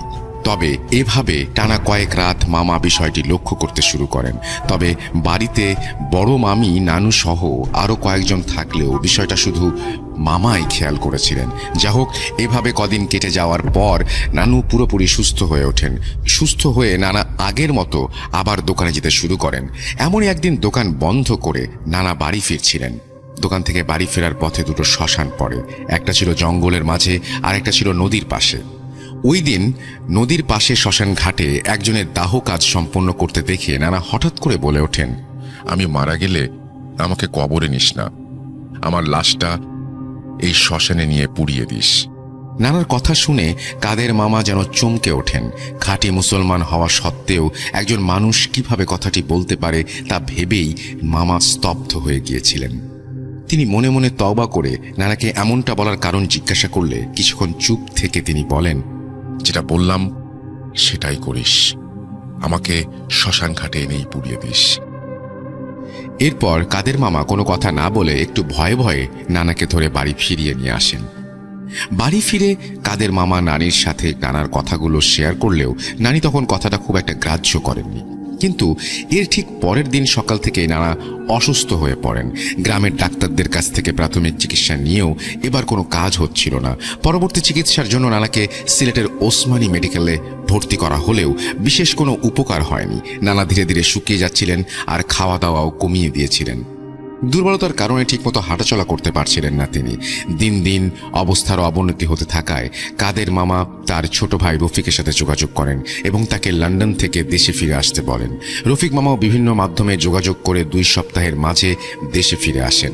কিন্তু এই সময়ের মাঝে নানা আরও অসুস্থ হয়ে পড়েন। তাকে ঢাকা মেডিকেলে নিয়ে গেলেও সেখানেও ডাক্তাররা তার কোনো রোগ শনাক্ত করতে পারেননি। মাত্র 2 মাসে নানার শরীরের অবস্থা এতটাই খারাপ হয়ে গিয়েছিল যা বলার মতো না। তাকে দেখে মনে হচ্ছিল যে বহু বছর যাবৎ কোনো রোগে আক্রান্ত হয়ে চিকিৎসাহীনতায় ভুগে শরীরের এমন হাল বানিয়েছেন। একটা সময় ডাক্তাররা প্রায় সব আশা ছেড়ে দিয়ে বলেন, ওনার বয়স হয়ে গিয়েছে, তাই বার্ধক্যের কোনো রোগ দেখা দিয়েছে। আপনারা ওনাকে বাড়ি ফিরিয়ে নিয়ে যান এবং ভালোভাবে দেখাশোনা করুন, ওনার ইচ্ছেগুলো পূরণের চেষ্টা করুন। এরপর নানাকে ঢাকা মেডিকেলে ফিরিয়ে নিয়ে আসা হয়। কিন্তু ওই 2 মাসের মধ্যে নানা শুধু একটা কথাই বলতেন, শোন, তোদের উদ্দেশ্যে আমার একটাই কথা, আমি মারা গেলে আমাকে শ্মশানে নিয়ে পুড়িয়ে দিস। নানার কাছ থেকে বারবার একই কথা শুনতে শুনতে একটা সময় ছোট মামা বড় মামার সাথে আলোচনা করে বাড়িতে একজন হুজুর নিয়ে আসার কথা চিন্তা করেন। বড় মামাও এই বিষয়ে সম্মতি জানান। তাই পরদিন বিকেলেই টুকের বাজার জামে মসজিদের হুজুর সাহেবকে বাড়িতে নিয়ে আসা হয়। ইমাম সাহেব এসে নানাকে ঝাড়ফুঁক করে বিষয়গুলো বোঝার চেষ্টা করেন, কিন্তু তিনিও কিছু বুঝতে পারেন না। বরং বলেন, ওনার মতো একজন ধর্মভীরু এবং সৎ মানুষের সাথে কে এমন শত্রুতা করবে, আর শেষ বয়সে কেই বা তার ক্ষতি করতে চাইবে। এরপর আরো কিছু কথা বলে ইমাম সাহেব বিদায় নেন। ওই রাতে বাড়িতে ঘটে এক অদ্ভুত ঘটনা। হঠাৎ করে মাঝরাতে টিনের চালে প্রচন্ড পরিমাণে ঢিল পড়তে শুরু করে। বাড়ির সবাই নিজ নিজ ঘর থেকে বাইরে বেরিয়ে এসে মাটিতে কেন ঢিল পড়ছে দেখতে থাকেন, কিন্তু তখনও অনবরত টিনের চালে ঢিল পড়েই যাচ্ছে। তারপর থেকেই বাড়ির সবাই বুঝতে পারেন যে তাদের সাথে অতি প্রাকৃত কিছু ঘটছে। ওই রাতে সবাই এক ঘরে থেকে কোনো মতে রাতটা পার করে দেন।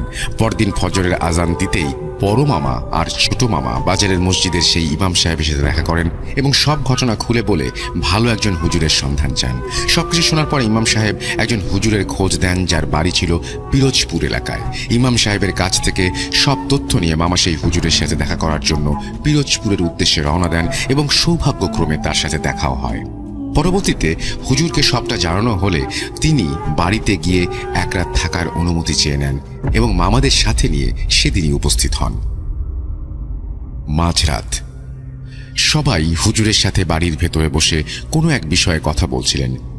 ঠিক তখনই হঠাৎ করে বাড়ির চারপাশে ঘূর্ণিঝড়ের মতো পরিবেশ সৃষ্টি হয়। মনে হচ্ছিল ঘূর্ণিঝড়টা যেন মুহূর্তের মধ্যে সবকিছু লণ্ডভণ্ড করে দেবে। এমন সময় হুজুর বাইরে বেরিয়ে গিয়ে আমাদের সবাইকে বাড়ির ভেতরে থাকতে বলেন আর দরজা জানালা বন্ধ করে দিতে বলেন।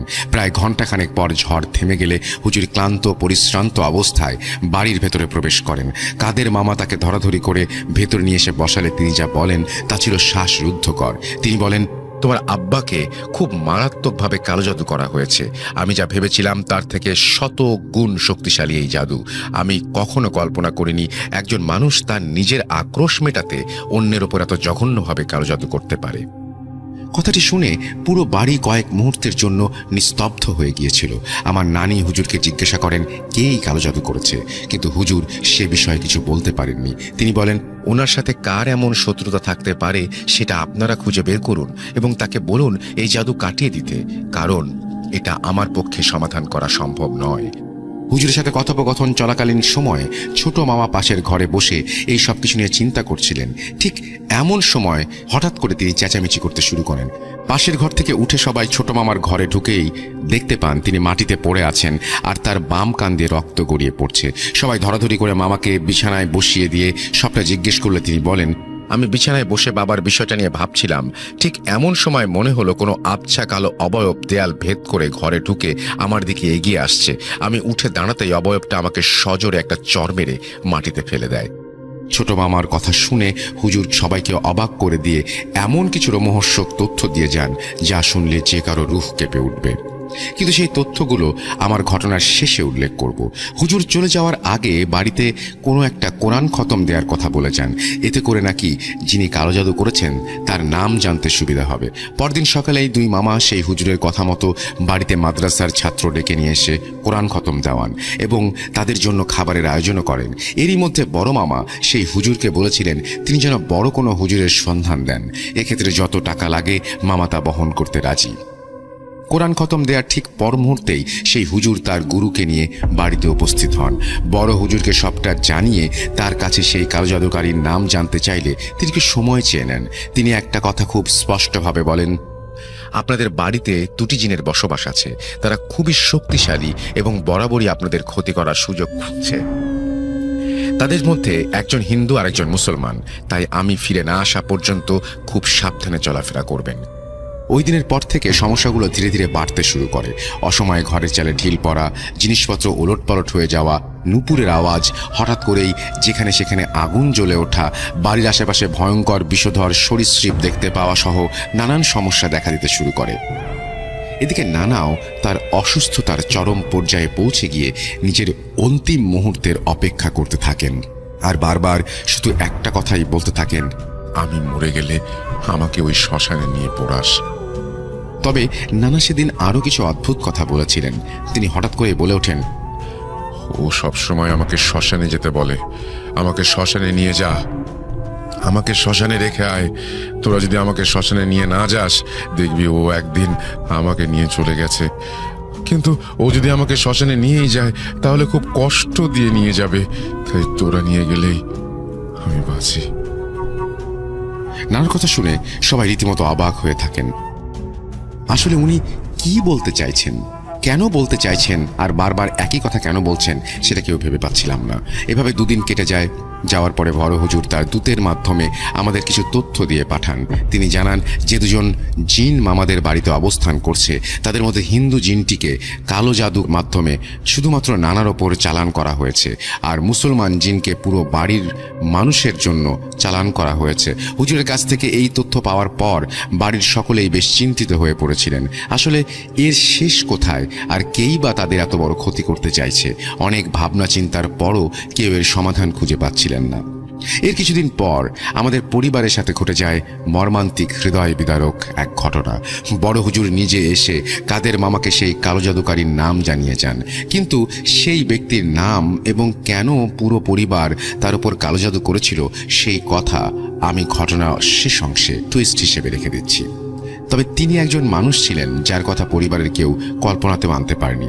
হুজুরের সাহায্যের জন্য চট্টগ্রামের হাটহাজারী মাদ্রাসার একজন আলেমের সাথে যোগাযোগ করা হয়েছিল। তিনি নাকি জানিয়েছিলেন, যদি পুরো পরিবারের ক্ষতি না চান তাহলে আপনার বাবাকে ওনাদের সাথে চলে যেতে দিন, অন্যথায় সবাইকে বড় সমস্যার সম্মুখীন হতে হবে। আপনার বাবাকে এতটাই জঘন্যভাবে কালো জাদু করা হয়েছে যে তা থেকে রক্ষা পাওয়া অসম্ভব। কিন্তু এটা কিভাবে সম্ভব? কেউ কি কখনো তার পরিবারের সদস্যের মৃত্যু নিজের চোখের সামনে দেখার জন্য প্রস্তুত থাকবে? কখনোই না। তাই বাড়ির সবাই নিজেদের জীবন বাজি রেখে চেষ্টা চালিয়েছিলেন নানাকে বাঁচানোর জন্য। হুজুরের কাছ থেকে সব তথ্য সংগ্রহের পর নানা অসুস্থ হতে শুরু করেন আর বারবার বলতে থাকেন, ওরা আমাকে নিয়ে গেলে খুব কষ্ট দিয়ে মারবে, তাই তোরাই আমাকে শ্মশানে রেখে আয়। তাই ওই দিন বিকেলে কাদের মামা নানার দ্বিতীয় পক্ষের স্ত্রী অর্থাৎ তার সৎ মায়ের বাড়ির উদ্দেশ্যে রওনা দেন। সেখানে গিয়ে তিনি নানার অসুস্থতার কথা সবাইকে জানান এবং তাদেরকে বাড়ি নিয়ে আসেন নানার সাথে দেখা করানোর জন্য। ওই পরিবারের 3 জন সদস্যই সেদিন বাড়িতে আসেন এবং নানার শরীরের অবস্থা দেখে খুব কষ্ট পান।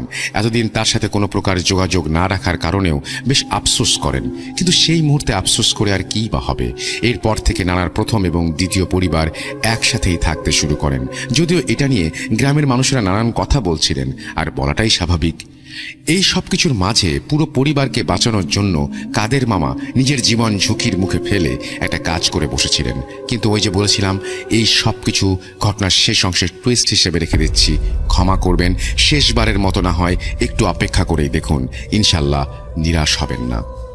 এরপর আসে সেই বিভীষিকাময় দিন। হুজুর বাড়ির সবাইকে বলেছিলেন নানাকে খুব চোখে চোখে রাখতে। কালো জাদুর আলামত পাওয়ার টানা 3 মাস নানাকে চোখের আড়াল হতে দেননি কেউ। কিন্তু একদিন বিকেলে আসরের নামাজের পর বাড়ির সবাই যে যার মতো কাজে ব্যস্ত ছিলেন। এমন সময় নানি কোনো একটা কাজ করতে ঘরের ভিতরে যেতেই চিৎকার দিয়ে জ্ঞান হারিয়ে ফেলেন। নানির চিৎকার শুনে সবাই দৌড়ে ঘরের ভেতর গিয়ে যে দৃশ্যের সম্মুখীন হন তা ভাষায় প্রকাশ করা অসম্ভব। সবাই দেখেন মাথাবিহীন অবস্থায় নিথর দেহ নানা বিছানায় পড়ে আছেন, আর পুরো বিছানা সহ মেঝেতে তাজা রক্তের বন্যা বয়ে চলেছে। বাকিটুকু আপনাদের কারোরই বুঝতে আর বাকি নেই। আল্লাহ আমাদের ক্ষমা করুক। কিন্তু নিজের পরিবারের কারো সাথে এমন কোনো ঘটনা ঘটলে আপনি বা আপনার ওই মুহূর্তের অনুভূতিটা কেমন হবে ব্যক্ত করতে পারতেন? আমিও পারবো না। ওই মুহূর্তে সবাই যেন বাকরুদ্ধ হয়ে গিয়েছিল। আসলে কারো মাথাতেই আসছিল না যে কি ঘটলো এসব। কাদের মামা আর রফিক মামা কোনোভাবে নিজেদের আবেগ কষ্টকে নিয়ন্ত্রণ করে সব ঘটনা মেলানোর চেষ্টা করতে থাকেন। তারপরে হঠাৎ করে তারা খেয়াল করেন ঘরের কোথাও দেহ থেকে বিচ্ছিন্ন হয়ে যাওয়া মাথা খুঁজে পাওয়া যাচ্ছে না। অনেক খোঁজাখুঁজির পরেও যখন কোনো সন্ধান পাচ্ছিলেন না, তারা তখন আল্লাহর কাছে সাহায্য চাইতে শুরু করেন। ঠিক তখনই তার মাথায় আসে যে অসুস্থ হবার পর আব্বা সবসময় বলতেন, আমি মারা গেলে আমাকে শ্মশানে নিয়ে পড়াস। ঠিক এই কথা সূত্র ধরে ছোট মামা আর রবিউল মামা, সৎ মামা, তারা ভাবেন যদি এটা জিনের কাজ হয় তাহলে আব্বাকে ওই শ্মশানে নিয়ে গেছে। তাই আর সময় নষ্ট না করে ওনারা 3 জনই শ্মশানের দিকে দৌড় দেন। এরপরে ঘটনাগুলো কেউ আন্দাজ করতে পারেন? মনে আছে ঘটনার শুরুতে নদীর পাড়ে ওই শ্মশান ঘাট থেকে ভেসে আসা করুণ আর্তনাদ করতে থাকা 3টি পুরুষ কণ্ঠের কথা, দাও দাও করে জ্বলতে থাকা সেই গোলাকৃতি বস্তুটির কথা। জি হ্যাঁ লিসেনার্স, ওই গোলাকৃতি বস্তুটি আর অন্য কিছু নয়, ওটা ছিল একজন মানুষ, আমার নানার মাথা। ছোট মামা আব্বা আব্বা বলে আত্মচিৎকার করতে করতে চিতার ওপর থেকে কাঠগুলো সরাতে থাকেন। রবিউল মামা নদী থেকে পানি এনে আগুন নেভানোর চেষ্টা করতে থাকেন।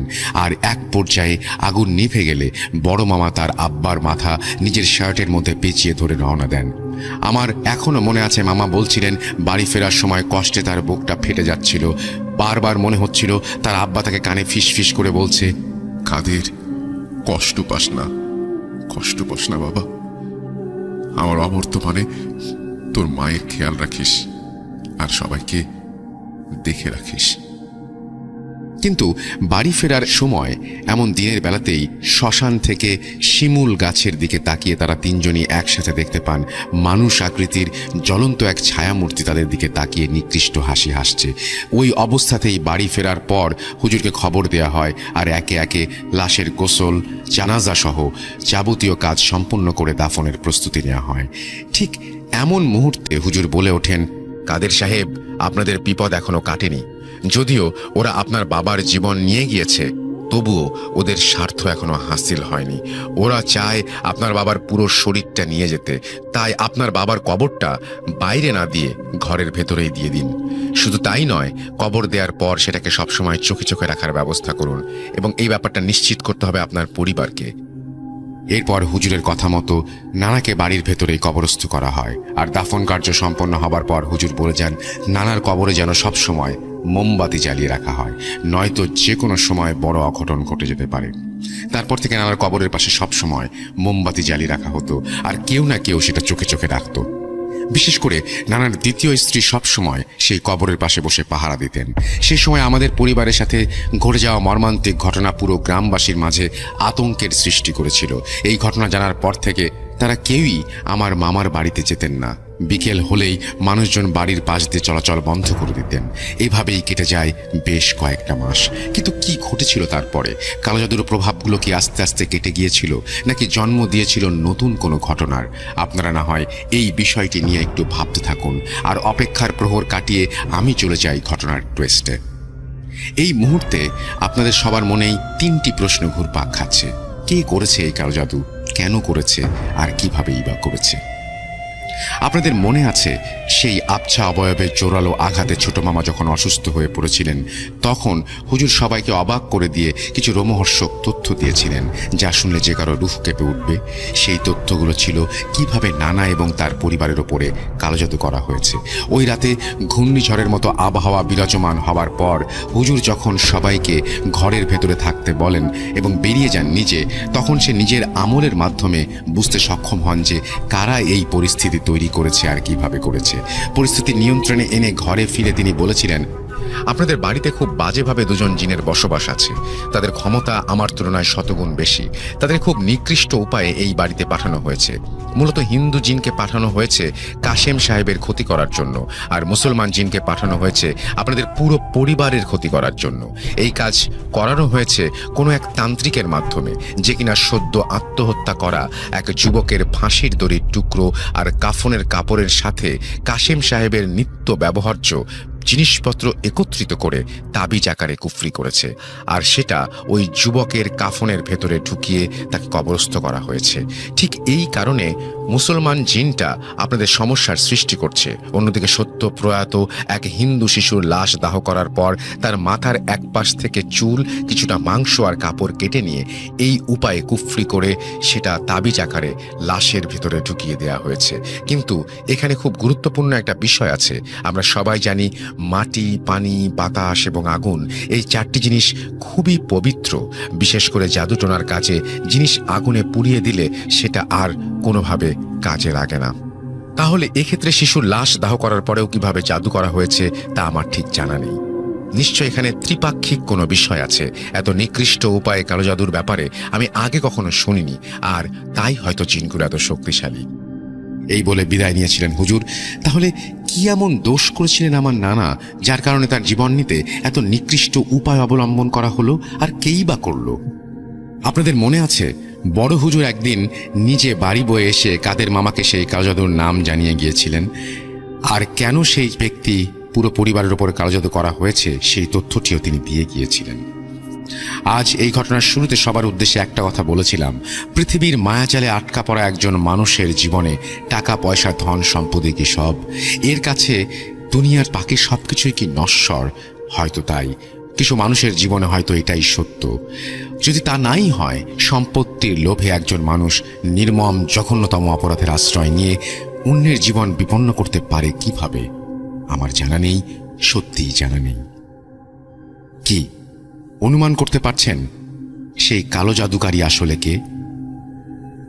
জি হ্যাঁ, কাশেম সাহেবের দ্বিতীয় স্ত্রী হচ্ছেন সেই নির্মম জঘন্যতম অপরাধী। অবিশ্বাস্য হলেও সত্যি, কিন্তু কেন জায়গা জমি ভাগ বাটোয়ারা হওয়ার পরও তো তাদের মাঝে সবকিছু বেশ ঠিকঠাক ছিল, হঠাৎ এমনটা হবার কারণ কি? বলছি। বড় হুজুরের কাছ থেকে সেই কালো জাদুকারীর ব্যক্তির নাম শোনার পর কাদের মামা যেন নিজের কানকে বিশ্বাস করতে পারছিলেন না। আপনজনের কাছ থেকে এমনটা আশা করাও পাপ। আর যাই হোক, তাদের সাথে মামার পরিবারের কারোর কখনো কোনো প্রকার মনোমালিন্য বা বাক বিতণ্ডার মতো ঝামেলার সৃষ্টি হয়নি। তাহলে কোন রাগ অভিমানের ভিত্তিতে তারা এই কাজটি করবে, সেটাই যেন মামা ভেবে পাচ্ছিলেন না। বড় হুজুরের কাছ থেকে সব তথ্য সংগ্রহের পরই কিন্তু নানার অসুস্থতারও বাড়তে থাকে। তিনি আর দেরি না করে সেদিনই তার সৎ মায়ের সাথে দেখা করার জন্য রওনা দিয়েছিলেন। কাদের মামা আর তার সৎ মায়ের পরিবারের লোকদের মাঝে কি কি কথা হয়েছিল তা আমি ঘটনার মাঝে উল্লেখ করিনি, শুধুমাত্র ঘটনার টুইস্ট রক্ষার্থে। এবার না হয় সেই কথোপকথনে যাওয়া যাক। কাদের মামার সাথে তার সৎ মা, ভাই এবং বোনদের দেখা হবার পর তিনি খুব সম্মানের সাথে এই কথা বলতে শুরু করেন। কিন্তু একটা পর্যায়ে কাদের মামা প্রথমবারের মতো তার সৎ মাকে মা বলে সম্বোধন করেন এবং বলেন, মা, আমি জানি না আমার আব্বা আর আমাদের পুরো পরিবারের মানুষের ওপর আপনার কিসের এত রাগ, এত অভিমান, কিন্তু একজন জগৎ জননী হয়েও আপনি এই জঘন্য কাজটি কিভাবে করতে পারলেন? শুধু একবার এসে আপনার এই ছেলের কাছে আবদার করতেন, আমার সামর্থ্য মতো সবকিছু আমি আপনার চরণে এনে দিতাম। কেন করলেন এমনটা? কি দোষ করেছিলেন আমার বাবা? কালো জাদুর মতো নিকৃষ্ট একটা কাজ করে নিজের ঈমানকে বিসর্জন দিতে আপনার একটুও বাধল না? মামার করুণ কণ্ঠে চাপা অভিমানের কথাগুলো শুনেও তিনি বারবার বিষয়টি এড়িয়ে যাবার চেষ্টা করছিলেন। যে কোনোভাবেই নিজে এই কুকর্মের কথা স্বীকার করতে নারাজ ছিলেন তিনি। একটা সময় মামা তাদের অনেক জোরাজুরি করেন বাড়ি এসে নানার সাথে দেখা করার জন্য, কিন্তু তারা কিছুতে রাজি হচ্ছিলেন না। পরবর্তীতে মামা নাচর বান্দার মতো তাদের চেপে ধরায় তারা বাড়িতে আসতে রাজি হন। তখনও পর্যন্ত বাড়ির কোনো ব্যক্তি জানতেন না আসলে কালো জাদু কে করেছে। তারা তিনজনই বাড়িতে এসে সরাসরি নানার ঘরে প্রবেশ করেন আর নানাকে দেখে তাৎক্ষণিকভাবে যেন স্তব্ধ হয়ে যান। কি অবস্থা হয়েছে মানুষটার! হায় আল্লাহ, ক্ষমা করো, তুমি ক্ষমা করো। এভাবেই ক্রন্দনরত অবস্থায় আর্তনাদ করতে করতে মেঝেতে বসে পড়েন কাশেম নানার দ্বিতীয় স্ত্রী। আর এই সুযোগে বড় হুজুর একটি কোরআন শরীফ হাতে নিয়ে ঘরে ঢুকে পড়েন। নানার দ্বিতীয় পক্ষের স্ত্রী সন্তানদের এই বাড়িতে নিয়ে আসার মূল পরিকল্পনা ছিল বড় হুজুরের, যা তিনি কাদের মামাকে আগেই বুঝিয়ে দিয়েছিলেন। এরপর বড় হুজুর সরাসরি তার কাছে গিয়ে জিজ্ঞেস করেন কেন তিনি এত বড় অপরাধের আশ্রয় নিলেন। কিন্তু ওই মুহূর্তে তিনি আবারও সবকিছু স্বীকার করতে নারাজ। সে সময় বাড়িতে উপস্থিত সবাই যেন হতভম্বের মতন তাদের দুজনের দিকে তাকিয়েছিলেন, কারণ কেউ বিষয়টি কল্পনাও করতে পারেননি। ঠিক তখনই হুজুর তাদের হাতে থাকা কোরআন শরীফ সামনে এনে সেটাকে ছুঁয়ে কসম কেটে সত্যিটা স্বীকার করতে বলেন। এরপর আর কোনো উপায় না পেয়ে সবার সামনে নানার দ্বিতীয় স্ত্রী স্বীকার করেন, হ্যাঁ, আমি সেই ব্যক্তি যার কারণে ওনার এই অবস্থা হয়েছে। ক্ষোভের মাথায় তখন আমি বুঝিনি এতটা জঘন্য কাজ এটি, কিন্তু আমি এটা করে ফেলেছি। তার মুখ থেকে কথাগুলো শোনার পর হুজুর জিজ্ঞেস করেন তিনি এই কাজ যে করেছেন কার মাধ্যমে করেছেন। তখন তিনি বলেন, জমি জমা ভাগাভাগির সময় সবাইকে সমানভাবে সবকিছু ভাগ করে দিলেও শেষ মুহূর্তে টুকের বাজারের জমির কোনো অংশ আমাদের দেয়া হয়নি। এটা অন্যায়। ওখানে তো কম পরিমাণ জমি ছিল না, তাহলে কেন আমাদের বঞ্চিত করা হলো? আমরা কি প্রাপ্য ছিলাম না? শুধু কি দ্বিতীয় পক্ষ বলেই আমাদের সাথে এমনটা করা হলো? কাদের মামা তার সৎ মায়ের কথা শুনে বলে ওঠেন, মা, আমি আপনার পায়ে পড়ছি, দয়া করে আমার আব্বাকে ক্ষমা করে দিন আর তার ওপর থেকে এই কালো জাদুর প্রভাবটা কাটিয়ে দিন। আমার আব্বা অনেক কষ্ট পাচ্ছেন। আপনাদের যা কিছু দরকার আমি দিতে রাজি। প্রয়োজনে এই বাড়িটি বিক্রি করে সেই টাকা রেখে আমরা অন্য কোথাও চলে যাব। শুধু আব্বাকে বাঁচতে দিন। একটা সময় কাদের মামার কথা শুনে সৎমা ডুকরে কেঁদে ওঠেন। কিছুক্ষণ পর নিজেকে সামাল দিয়ে তিনি একজন তান্ত্রিকের নাম উচ্চারণ করেন, যা শুনে বড় হুজুরের কপালেও চিন্তার ভাঁজ পড়েছিল। তিনি বলেন, ওনার সাথে মনোমালিন্যের এক পর্যায়ে যখন আমরা সবকিছু ছেড়ে দূরে চলে যাই, তখন গ্রামের লোকেরা অনেকেই অনেক কথা শুনিয়েছিল। এদিকে সম্পত্তির ভাগ থেকে বঞ্চিত হওয়া আর অন্যদিকে গ্রামের লোকদের কাছে তাচ্ছিল্যের বিষয়টি আমরা মেনে নিতে পারছিলাম না। তাই মনের মধ্যে জমে থাকা ক্ষোভ থেকেই আমি সিদ্ধান্ত নিয়ে বসি সিলেটের সেই তান্ত্রিকের সাথে যোগাযোগ করে মোটা অঙ্কের টাকার বিনিময়ে তাকে দিয়ে এই কাজ করিয়েছি। আজ বুঝতে পারছি আমি কত বড় অন্যায় করেছি, কত নিকৃষ্ট কাজ করেছি। তবে অবশ্যই আমি এর প্রায়শ্চিত্ত করতে চাই। আমি যাব সেই তান্ত্রিকের কাছে আমার স্বামীর ওপর থেকে কালো জাদুর প্রভাব কাটিয়ে নেবার জন্য। এরপর কাদের মামা তার সৎ মা আর সৎ ভাইদের সাথে নিয়ে তান্ত্রিকের আস্তানায় গিয়ে উপস্থিত হন। তারা সবাই যখন শিষ্যদের অনুমতি নিয়ে তান্ত্রিকের ঘরে প্রবেশ করেন, তখন তান্ত্রিক এক অট্টহাসি হাসতে হাসতে মামার সৎ মায়ের দিকে তাকিয়ে বলতে শুরু করেন, কে তুই এসেছিস? আরে তোর কাজ তো প্রায় শেষ হয়ে এলো, মাত্র কয়েকটা দিন, তারপর দেখবি তোর মনের আশা পূর্ণ হয়েছে। তান্ত্রিকের এই কথা শুনে সৎমা কাঁদতে কাঁদতে তার পায়ে পড়েন আর এই সব কিছু বন্ধ করে দিতে বলেন। তিনি এই জাদুর প্রভাব কারো ওপর খাটাতে চান না। তিনি নিজের ভুল বুঝতে পেরেছেন এবং সেই ভুলের প্রায়শ্চিত্ত করতে এসেছেন, এটা জানান। কিন্তু কাদের মামার সৎমায়ের এই কথায় তান্ত্রিক কোনো পাত্তা না দিয়ে চোখ বুজে বলতে থাকেন, এ আর সম্ভব না, কোনোভাবেই সম্ভব না। তোকে আগেই বলেছিলাম, যা করবি ভেবেচিন্তে করবি, পরে সে হাজার ধর্ণা দিলেও লাভ হবে না। যা যা যা, চলে যা। যাকে পাঠিয়েছি সে তার নিজের স্বার্থ হাসিল না করা পর্যন্ত কখনোই থামবে না। কেউ আটকাতে পারবে না ওকে, কেউ না। তবে নিজের ভুল বুঝতে পেরে স্বামী ও পরিবারের কথা চিন্তা করে তান্ত্রিকের পায়ে পড়ে সবটা ভিক্ষা চাইতে শুরু করেন কাদের মামার সৎমা। একটা সময় তান্ত্রিকের মন নরম হলে শুধুমাত্র পরিবারের ওপর থেকে কালো জাদুর প্রভাব কাটানোর একটা পন্থা বলে দিতে রাজি হন তিনি। বলেন, কাশেম মিয়ার উপর যার প্রভাব খাটানো হয়েছে তাকে ফেরত পাঠানো সম্ভব না, কিন্তু পুরো পরিবারের ওপর থেকে কালো জাদু কাটানোর একটা উপায় আছে, আর সেটা হলো আত্মহত্যা করা যে লাশের ভেতর কুফরি করা তাবিজ ঢুকিয়ে দাফন করা হয়েছে সেই কবর থেকে তাবিজটা তুলে আনতে হবে। এর জন্য দরকার খুব সাহসী এক ব্যক্তি। কাজের সময় সেই ব্যক্তির সাথে আমার একজন শিষ্য থাকবে ঠিকই, কিন্তু সে শুধু দিক নির্দেশনা দেবে, বাকি সব কাজ সেই ব্যক্তিকেই করতে হবে। তান্ত্রিকের কথা শুনে কাদের মামা সাহস করে বলেছিলেন তিনি তার পরিবারের জন্য জীবনও দিতে পারেন, আর তাই তিনিই যাবেন কবর থেকে তাবিজ ওঠাতে। তান্ত্রিকের গণনা অনুযায়ী 3 দিন পরেই ছিল পূর্ণিমার রাত, আর সেই রাতেই যেতে হবে কবর থেকে তাবিজ ওঠানোর কাজে। 3 দিন পর সেই পূর্ণিমার রাতে কাদের মামাকে তান্ত্রিক তার আস্তানায় ডেকে তার শিষ্য অর্থাৎ মামার সহযোগীর সাথে পরিচয় করিয়ে দিয়ে সঠিক সময়ের অপেক্ষা করতে বলেন। সময়টা ছিল মাঝরাত। চাঁদের আলোয় গ্রামের মেঠোপথ পরিষ্কার দেখাচ্ছিল।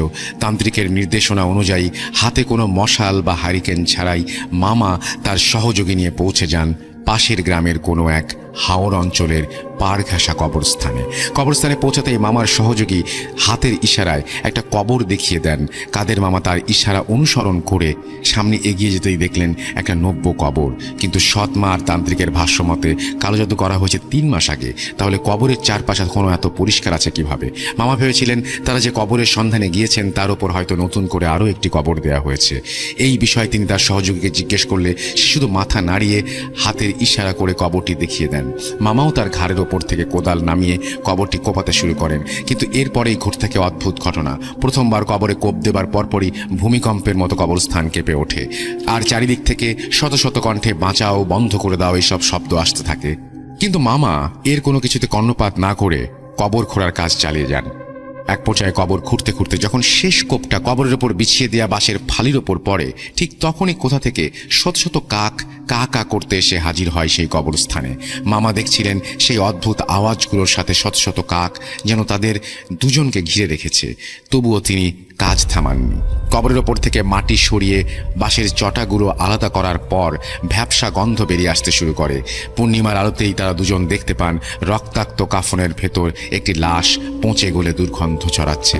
কাদের মামা এসব কিছু তোয়াক্কা না করে সোজা কবরে নেমে পড়েন, আর পচা গলা লাশের ভেতরে হাতে খুঁজে পান সেই তাবিজের পুটলি।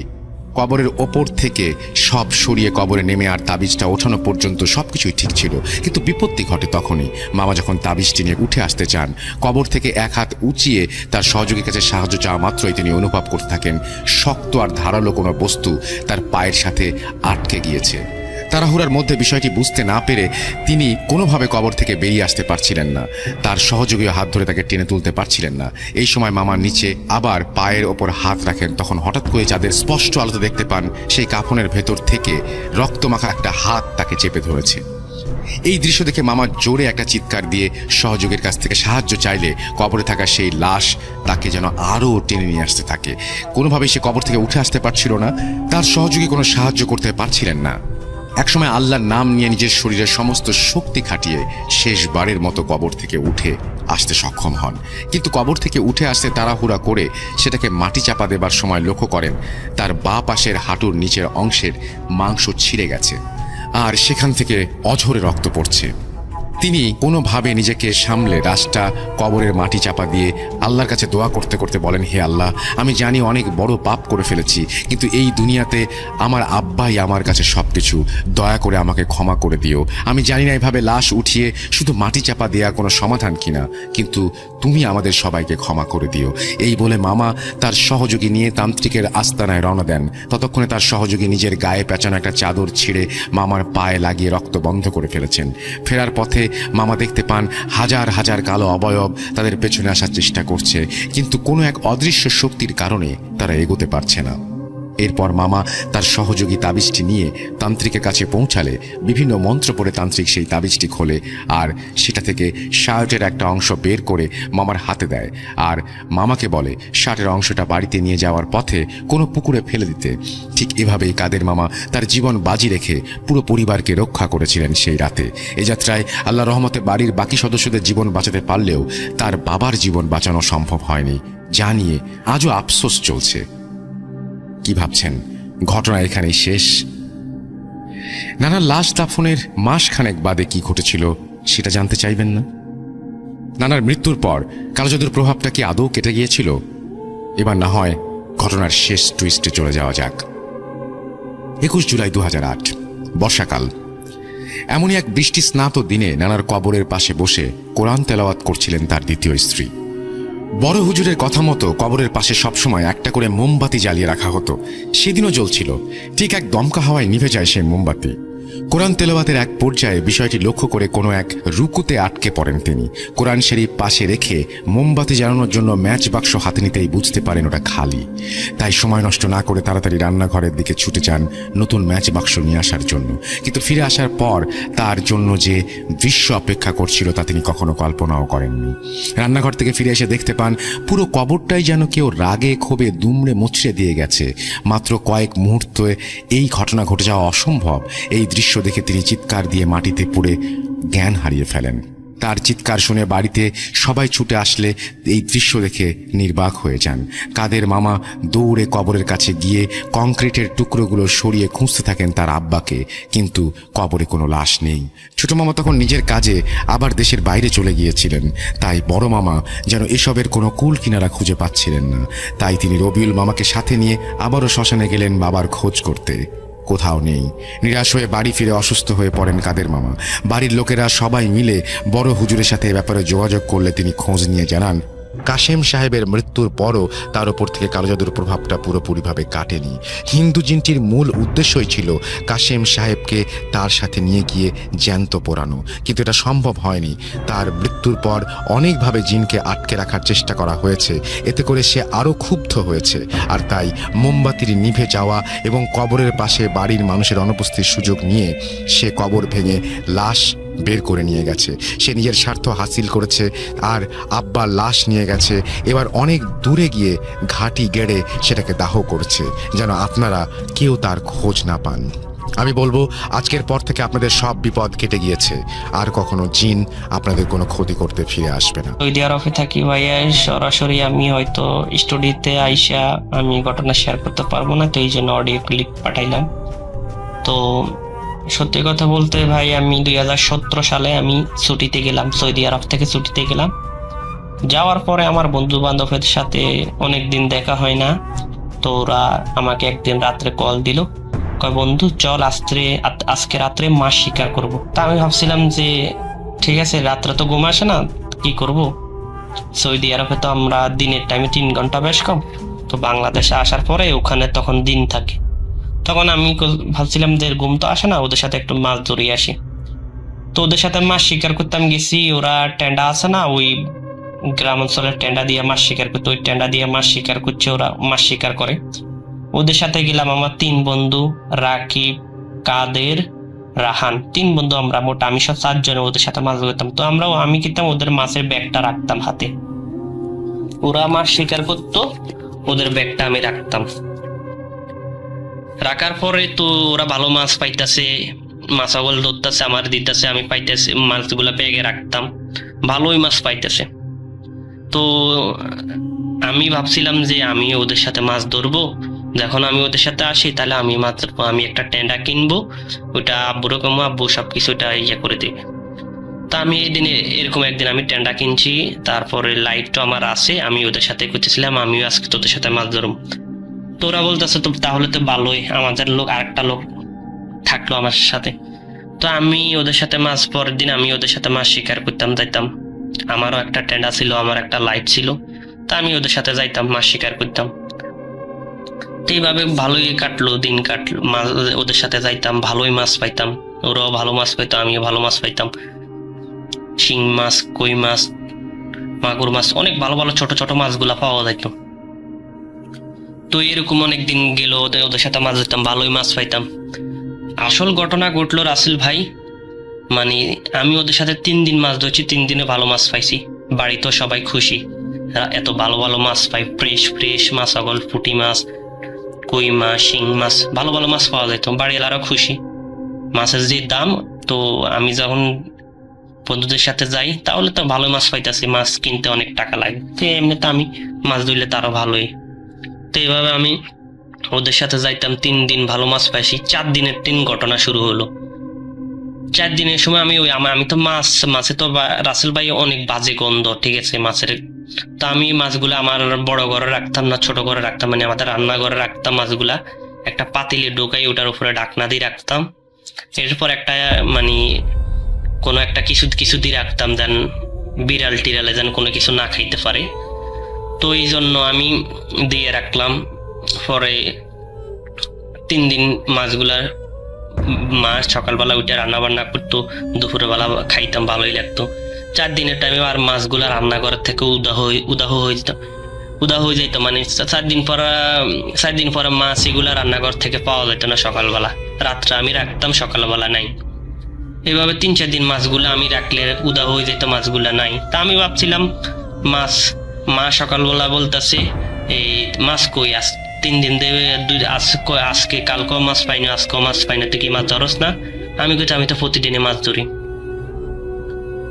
কয় না, কালকে তো দেখলাম মাছ ধরস, কালকে তো রান্না করে মাছ পাইনি, আজকে তো রান্না করে মাছ পাইনি, তো মাছ কই? আমি কইতেছি আমি প্রতিদিন তো মাছ শিকার করতাম, যাই প্রতিদিন মাছ শিকার করতাম, যা প্রতিদিন তো মাছ পাই। কারণ রাসেল ভাই ওই এই একদিন মাছ রান্না, একদিন যতগুলা মাছ পাই অতগুলা প্রতিদিন একদিনে রান্না করা যেত, অনেকগুলা মাছ পাইতাম। তা আমি তো কইতাম প্রতিদিন মাছ তো একটু একটু রান্না করতো। আমু কইতেছে 2 দিন ধরে মাছ শিকার করাছে, আমি কইতাম আমি তো প্রতিদিন তো মাছ শিকার করি, প্রতিদিন তো রান্না করে মাছ রাখি। তো আম্মু কইতেছে 2 দিন পাই না, তা আমি কইতেছি রান্না করা, তাহলে মাছ এগুলা কে নিবে? পরে আম্মু কইতেছে কে নিবার, কেউ তো নিত না, এত সাহস করবি না আমাদের বার রান্না করে কেউ ঢুকবে। আমি কইতেছি তাহলে কেউ না নিলে চোরে নিবো, তাইলে চোর ছাড়া আর কে নিবো এত মাছ?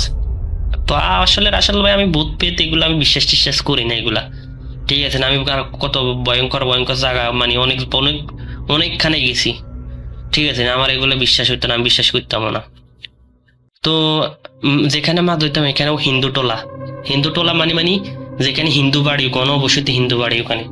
তো হিন্দু বাড়ির পরে আছে রাস্তা আছে, ওই জায়গায় শুধু বাঁশ আর গাছ গোছড়া, ওখানে অনেক ফয়েজেট, মানে যেখানে মানুষে মাছ জিজ্ঞাইতো, মানে যেখানে মাছের চাষ করতো, ওইদিকে ওই মাছের চাষ করতো, ওইদিকে অনেক মাছ পাওয়া যেত বেশি। কারণ যখন বন্যা হইতো, বন্যার টাইমে মাছগুলা ওই ফয়েজেটের থেকে বাইসা ধারের কাছে চলে যেত। তো ওইদিকে আসল কথা হলো ওইদিকে মাছ বেশি পাওয়া যাইতো, হিন্দু টোলার দিকে। তো এরকম আমরা অনেকদিন এরকম মাছ ধরতাম, যাইতাম, আম্মু কইতো মাছ পাই না, মাছ পাচ্ছা না, মাছ ধরতে যাস না, তুই কোথায় থাকস? রাত হইলে 2টা-3টা বাসায় আসস, বন্ধুদের সাথে ক্যারাম বোর্ড খেলস, তুই মাছ ধরতে যাস না। আমি কইতেছি না আম্মু, আমি প্রতিদিনে মাছ ধরতাম, যাই। তো এইভাবে কয়েকদিন কাটা গেল। আম্মুরে কোনোভাবে বিশ্বাস করাইতে পারতেছি না যে মাছগুলা দিয়ে রান্না করে রাখি, কে নিয়ে যায়, কিছুই করতে পারে না, আম্মু বিশ্বাস করা। পরে 5 দিনের মাথায় না 6 দিনের মাথায়, মানে এরকম আমি মাছগুলা কিনতাম, রান্না করে রাখতাম না, আমি বড় ঘরে রাখতাম, ফ্রিজে রাখতাম, বড় 2টা-3টা পলিথিনে ঢুকাইয়া ফ্রিজে রাখতাম। পরে আর মাছ উদাও হইতো না। আমি কইতাম যে মা দেখো আজকে মাছগুলা বাসায় রাখছি, আজকে মাছগুলা নেয় না চোরে। আমার কইতাছে হয়তো চোরে আন্দালে চলে দিতে পারে। তো এইভাবে আমি মনে হয় একদিন শুক্রবার রাত 10টার পরে আমি আমার 3 বন্ধু মিলে গেছি। আমরা প্রতিদিন 4 জন যাইতাম, ওই দিন আমরা 3 জনে গেছি। যাওয়ার পরে ওই দিন আমরা 3 জনে যাওয়ার পরে একজনে চলে গেছে তাড়াতাড়ি, একজনে 11টার দিকে চলে গেছে। ওনার বাড়ির থেকে ফোন আইছে, আমার বন্ধু রাকিবের ফোন আইছে, রাকিব চলে গেছে। আমি আর কাদের আছিলাম, তা আমরা 2 জনে গেছি। আমার দোস্ত কইতাছে যে আজকে আমরা বেশিক্ষণ থাকবো না, ঠিক আছে তুই এই রাস্তায় যা, আমি ওই রাস্তা যাই। ঠিক আছে, তো এরপরে আমি ওই রাস্তায় গেছি, 2 জনে 2 রাস্তায় গেছি। পরে আমার বন্ধু 12টার দিকে ফোন দিয়ে কয় চল আজকে আর ধরবো না, ভালো লাগতেছে না, চলে যাবো। আমি কইতাছি আচ্ছা। তা আমি একটু তাড়াতাড়ি হাঁটলাম। যখন লিফটিনের কাছে গেলাম তখন সামনে জানি কি একটা জিনিস দেখা যায়, মানে আমি তো একটা টের পাইছি। তা আমি বলছিলাম কি দেখবো। পরে আমার হঠাৎ করে সব কথা মনে পড়লো। আমি তো বললাম যে আমাদের এই গ্রামের এই দোকানে যখন চা খাইতে যাইতাম তখন অনেকে বলতো যে লিফটিনিকের মধ্যে অনেকে ঘোড়া দেখতো, তারপরে কুকুর দেখতো, অনেক বড় বড় গরু দেখতো, ইয়ার হয়তো চলে যেত, অনেকের লগে অনেকে দেখতো, অনেকে বলতো। তা আমি এগুলা বিশ্বাস করতাম। আমি কেবল এগুলো আবার কেমনে হয়। তো প্রথম আমি দেখছি মানে কালো মানে মাথা নাই, 2টা পা দেখা যায় আর শরীরের বডি দেখা যায়, খালি মাথাগুলা নাই। শরীর মানে পুরো শরীর আছে কিন্তু মাথাটা নাই। কোন সুরে, পাখির সুরের মতন, পাখি যেরকম কথা বলে, শিকারি পাখি যেরকম কথা বলে এরকম বলতেছে যে তুই অনেক দিন হয়েছে তুই রান্না কর, মানে করতেছে তুই মাছ, আমি মাছ খাইতে পারি না, মাছ দে মাছ খামো, তুই আমার 2-3 দিন মাছ খাওয়াইতেছিস না। তো এগুলা বলার পরে আমি অনেকটা মানে ভয় পাইছি। ভয় পাওয়ার পরে আমার মনে পড়ছে যে ভয় পাইলে কোনো কিছু হইতো না, মুরব্বীরা কইতো ভয় পাইলে ক্ষতি করবো বেশি। তা আমি মনে মনে মানে আয়তুল কুরসি যা পারতাম সবগুলা পড়ি, দোয়া কালাম পড়া আমি গায়ে করে লাইছি। পরে হে আমার থেকে অনেক দূরে, 10-15 হাত দূরে। পরে আমি চিকন সুরে কথা বলতো, তালি তার পা গুলা দেখা যাইতো আর কোমর পর্যন্ত দেখা যায়, তার কিছু দেখা না, মাথা টাথা কিচ্ছু দেখতাম না। কতক্ষণ পরে 2 মিনিট 10 সেকেন্ড 15 সেকেন্ড পরে একটা কথা বুঝতো, মাছ দে মাছ খামো, তুই আজ 2-3 দিন আমার মাত্র তুই আজ 2-3 দিন মাছ, তোর মাছ খাইতে পারি না। তখন আমার কথা মনে হলো আমি যেন রান্নাঘরে থুই মাছ, এগুলা মনে হয় এই শয়তানটাই খাইয়ে লাই, এই শয়তান বুদ্ধিটা মানে ভূত হইব না জিনেও আমি জানি না, ফেত্তুনি হইব, এই ফেত্তুনিটাই মনে হয়তো খাইয়ে লাই মাছটা। পরে আমার ভয় তো পাইতাম না, এরপরে এই দিনে একটু ভয় লাগছে। ওখানে আমি কইতাছি যদি ভয় পাই তাহলে আমার ক্ষতি করবে বেশি। আমি দোয়া কালাম ফুইরা এরপরে এর লগে অনেকক্ষণ তর্ক করলাম। ও আমার কইতাছে মাছ দিতে হইব, আমি কইতাছি না মাছ দেবো না, আমি মাছ নিয়ে যাবো বাড়িতে আজকে। সাহস রাখছি, মনে সাহস রাখি, দোয়া কালাম পড়ি, সাহস রাখছি। পকেটের থেকে গ্যাস লাইটটা বাইর করতেছি, গ্যাস লাইট জ্বলাইতেছি, কিন্তু গ্যাস লাইটটা জ্বলতেছে না। কেন গ্যাসটা চলতেছে না? তা আমি তো ভাবছিলাম যে এরকম কিছু হইলে এরকম একটা ঘটনা হইব, গ্যাসটা জ্বলতেছে না। পরে আমি অনেকক্ষণ ওর সাথে তর্কাতর্কি করলাম, ও কইতেছে মাছ দেওয়ার জন্য, আমি কইতেছি মাছ দেবো না। এরপর আমি কিছু বিসমিল্লাহ হরি, টেন্ডাটা হাতে লইলাম, লই আর দোয়া কালাম হরি। ওই সাম আমি তোর একটু দেখি, ওর মানে ওর কোমর পর্যন্ত দেখা যায়। তা আমি ওর বরাবর কিছু বিসমিল্লাহ হরি, আল্লাহু আকবার কই দিছি, টেন্ডাগান মারি ওর দিকে, যেটা দিয়ে মাছ শিকার করি ওটা ওর কাওয়াড়াই মারছি। মারা দেওয়ার পরে কিস করে একটা মানে সিল আছে না, সিল যেরকম ডাক দেয়, সিল না হলে কুরবা, কিস করে একটা ডাক দিছে, ডাক দেওয়ার পরে এটা ব্যানিশ হয়ে গেছে। পরে আমি দোয়া কালাম পড়ে আমি কিচ্ছি আর ওই রাস্তা দিয়ে যাই না, আমি আবার মেন রোডে দিয়ে চলে গেছি। মেন রোড আবার লাইট টাইট আছে, আমি মেন রোডে দিয়ে চলে গেছি। যাইয়া বাসায় যাইয়া পরে ফ্রেশ টেশ হইয়া আমি মাছগুলো ওই দিন আর বাসায়ও রাখি না, মাছগুলো আমি আমাদের মানে সিঁড়ি আছে না, ওই সিঁড়ির সামনে রাইখা আমি হাত মুখ দইয়া দোয়া কালাম পড়ে আমি শুয়ে গেছি। পরের দিন সকালবেলা মা বলতেছে কি আজকে দিয়ে মাছ সিঁড়ির কাছে রাখছি, বাসায় ঢুকাস না ফের লেগা। পরের দিন মারা আমি সব ঘটনা শেয়ার করলাম, মা এমনি এরকম ঘটনা। পরে মা বলতেছে কি বলস, আমি কইতেছি হ। পরে আমাকে মা বলতেছে আর কখনো বাইরে হবি না, এটা খারাপ, তোর ক্ষতি করবো, ঠিক আছে। পরে আমি পরের দিন রাত্রে আমি ঘুমাইলে দেখি যে আমার লগে কে কথা কয়, তুই কাজটা ভালো করস, এই হ্যাম ত্যাম। মানে প্রচুর স্বপ্ন দেখতাম, খালি প্রতিদিন স্বপ্ন দেখতাম, আর আমি ঘুম থেকে চিল্লাইতাম। তা আমি সকালবেলা কইতে পারতাম না, বাড়ির থেকে মা হয়তো বলতো, আমি হয়তো কইতো যে তুই রাত্রে ঘুমাতে চিল্লাস, উল্টা পাল্টা কথা বলস, কি হয়েছে তোরা? আমি কইতেছি মনে হয় ওই এই ঘটনার পর থেকে। তো আবার আমাদের ঘরটা আসলে ওই যখন আমাদের বাসা বানায় তখন ঘরটা বন্ধ করছে, মানে বন্ধ করে রেখেছিল। হয়তো আমার কোনো ক্ষতি করতে হতো না, আমার স্বপ্নে এসে হয়তো জ্বালা যন্ত্রণা করতো, আর আমি হয়তো ঘুমো থেকে উল্টা পাল্টা চিল্লাচিল্লি করতাম। তো এইভাবে কঠিন যেত। তো একজন হুজুরে দেখাইছি, হুজুরে কইতাছে আপনার হচ্ছে একটা মানে খুব খবিশ দিন আছে না, খবিশ দিন আপনার হচ্ছে বড় 2টা জিন আছে, আপনার একটা জিনটা হয়তো মারিয়ে লেছেন, ঠিক আছে না, আর একটা আছে এটা আপনার ক্ষতি করব, আপনি ভালো একটা হুজুর দেখান। তা আমি আমাদের এখান থেকে আপনার চট্টগ্রামের একটা হুজুর আছে, উনি খুব ভালো একটা আলেম, উনি কবি জিন টিন তাড়াইতে সবকিছু পারে। আমি পরে চট্টগ্রাম চলে গেছি, আমি আমার আম্মা তারপরে আমার আব্বু চট্টগ্রাম চলে গেছি। চট্টগ্রাম যাই আমি হুজুরের কাছে গেছি, হুজুরে সব ঘটনা কি কি হয়েছে তো আমি সব ঘটনা শেয়ার করলাম। ঘটনা শেয়ার করার পরে হুজুরে কইতেছে যে আপনার এই ডিম লাগবে, একালে ডিম লাগবো, এক দামে কিনতে হইব। তারপরে আবানি কিছু ওই সিঁদুর লাগবো, সিঁদুর আছে না, সিঁদুর লাগবে। তারপরে আবানি একটা খাসি লাগবে। তো হয়তো আমার টাকা পয়সা আসিল, তো আমি আর না করে না, যাক আমার আম্মু কইতেছে টাকা পয়সা দিলে যাক, আমার ছেলে ভালো হইলেও হবে, আমার ছেলের কোনো ক্ষতি না হইলেও।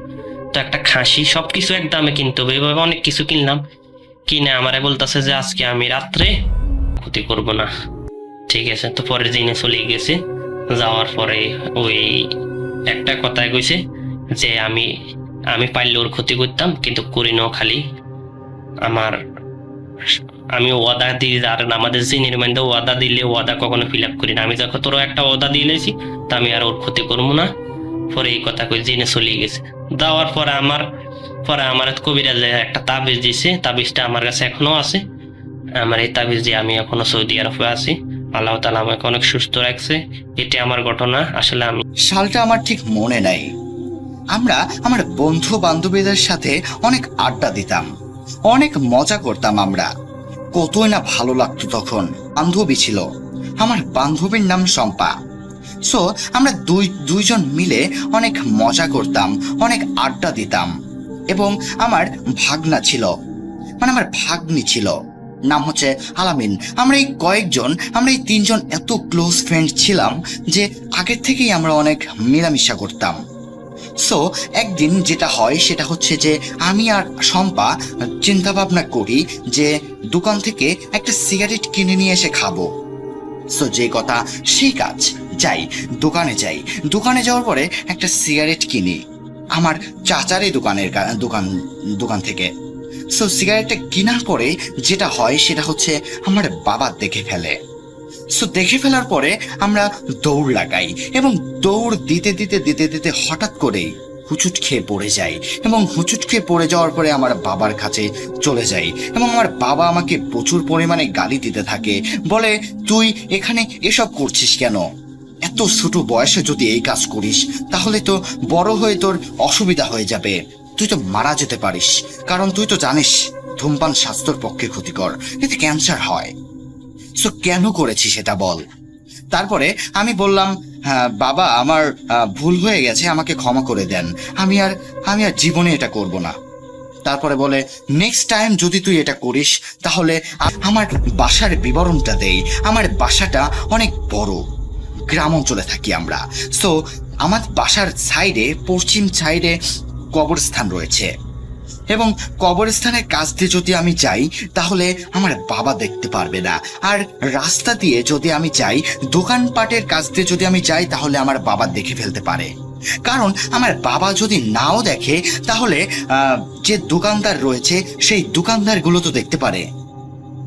সো আমরা সেখান দিয়ে যাই না, আমরা ভাবলাম যে কবরস্থানের কাছ দিয়ে যাব। যে কথা সেই কাজ, কবরস্থানের কাজ দিয়ে আমরা যাচ্ছিলাম। কবরস্থানটা আনুমানিক অনেক বড়। সো আমরা কবরস্থানের ভিতরে চলে যাই, কারণ সেই রাস্তাটা কবরস্থানের ভিতর দিয়ে গিয়ে মেইন রোডের উপরে উঠবে। আগেই বলে রাখছি রাসেল ভাই যে আমার বাসা থেকে আমার আপুর বাসা যেতে প্রায় 10 কিলোমিটারের রাস্তা। রাত তখন বাজে 8টা। সো কি করব কিছুই বুঝতে পারছি না। আমার আপুর বাসাতে তো আমাকে যেতেই হবে, কারণ আমি যদি বাসায় আবার যাই তাহলে আমার বাবার বকুনি খেতে হবে। সো আমি সেই কবরস্থানের ভিতর দিয়ে যাচ্ছি। কবরস্থানের ভিতর দিয়ে যেতে যেতে যেতে যেতে হঠাৎ করেই আমার পায়ে হুচুট খেয়ে পড়ে যাই, এবং পড়ে যাওয়ার পরে আমি প্রচণ্ড পরিমাণে ব্যথা পাই, এবং ব্যথা পাওয়ার পরে আমি এগিয়ে যাচ্ছিলাম। মনের ভিতরে জেদ আরও বেশি আরো মানে চড়ে বসলো। তারপরে আমি আরো জোরে জোরে যাচ্ছিলাম। আমি ভাবছিলাম যে আমি এখান থেকে যদি পার হয়ে যাই তাহলে আমি আবার উঠে যেতে পারি মেইন রাস্তায়, আর মেইন রাস্তায় যদি আমি যাই তাহলে অনেক ভালো হবে, কারণ ওখান দিয়ে আমি হেঁটেই আমার আপুর বাসাতে চলে যাব। শম্পাকে আমি বলি যে তুই কি কোনো ভয় পাচ্ছিস?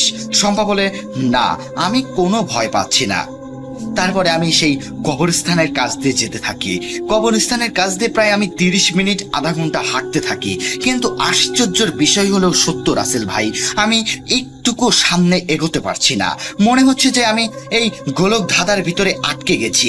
যেখান দিয়ে যাচ্ছি মনে হচ্ছে এক জায়গায় এসে পড়ছি। কিছুই বোঝা যাচ্ছে না। চারিদিকে বাঁশ ঝাড় রয়েছে, একটা বড় ভুরো বড় বট গাছ রয়েছে। আমি মনে মনে ভাবলাম উপরে যেতে পারবো না মানে? আপনি একটা কথা বললেন, এই দেখুন আমি এখনই মেইন রাস্তার উপরে যাব। শম্পাকে বললাম চল আমার সাথে চল। তারপরে আমি তার সাথে যেতে যেতে যেতে যেতে হঠাৎ করেই আমার সাথে যেটা হয় সেটা হচ্ছে যে আমি হুসুটকে কবরের ভিতরে পড়ে যাই, এবং কবরের ভিতরে পড়ে যাওয়ার পরে আমি যেটা ফিল করতে থাকি সেটা ফিল করার জন্য আমি একদমই প্রস্তুত ছিলাম না। মনে হচ্ছিল যে আমার একদম পুরো শরীর একদম ঘেমে ভিজে গেছে। যে এটা তো স্বাভাবিক বিষয়, কারণ দৌড় পাচ্ছি অনেকক্ষণ সময়। তারপরে আমি যেটা ফিল করি আমার হাতের সাথে মনে হচ্ছে যে আমার মাথার খুলি, মানে ওই কঙ্কাল মাথার খুলি আমার হাতের সাথে রয়েছে।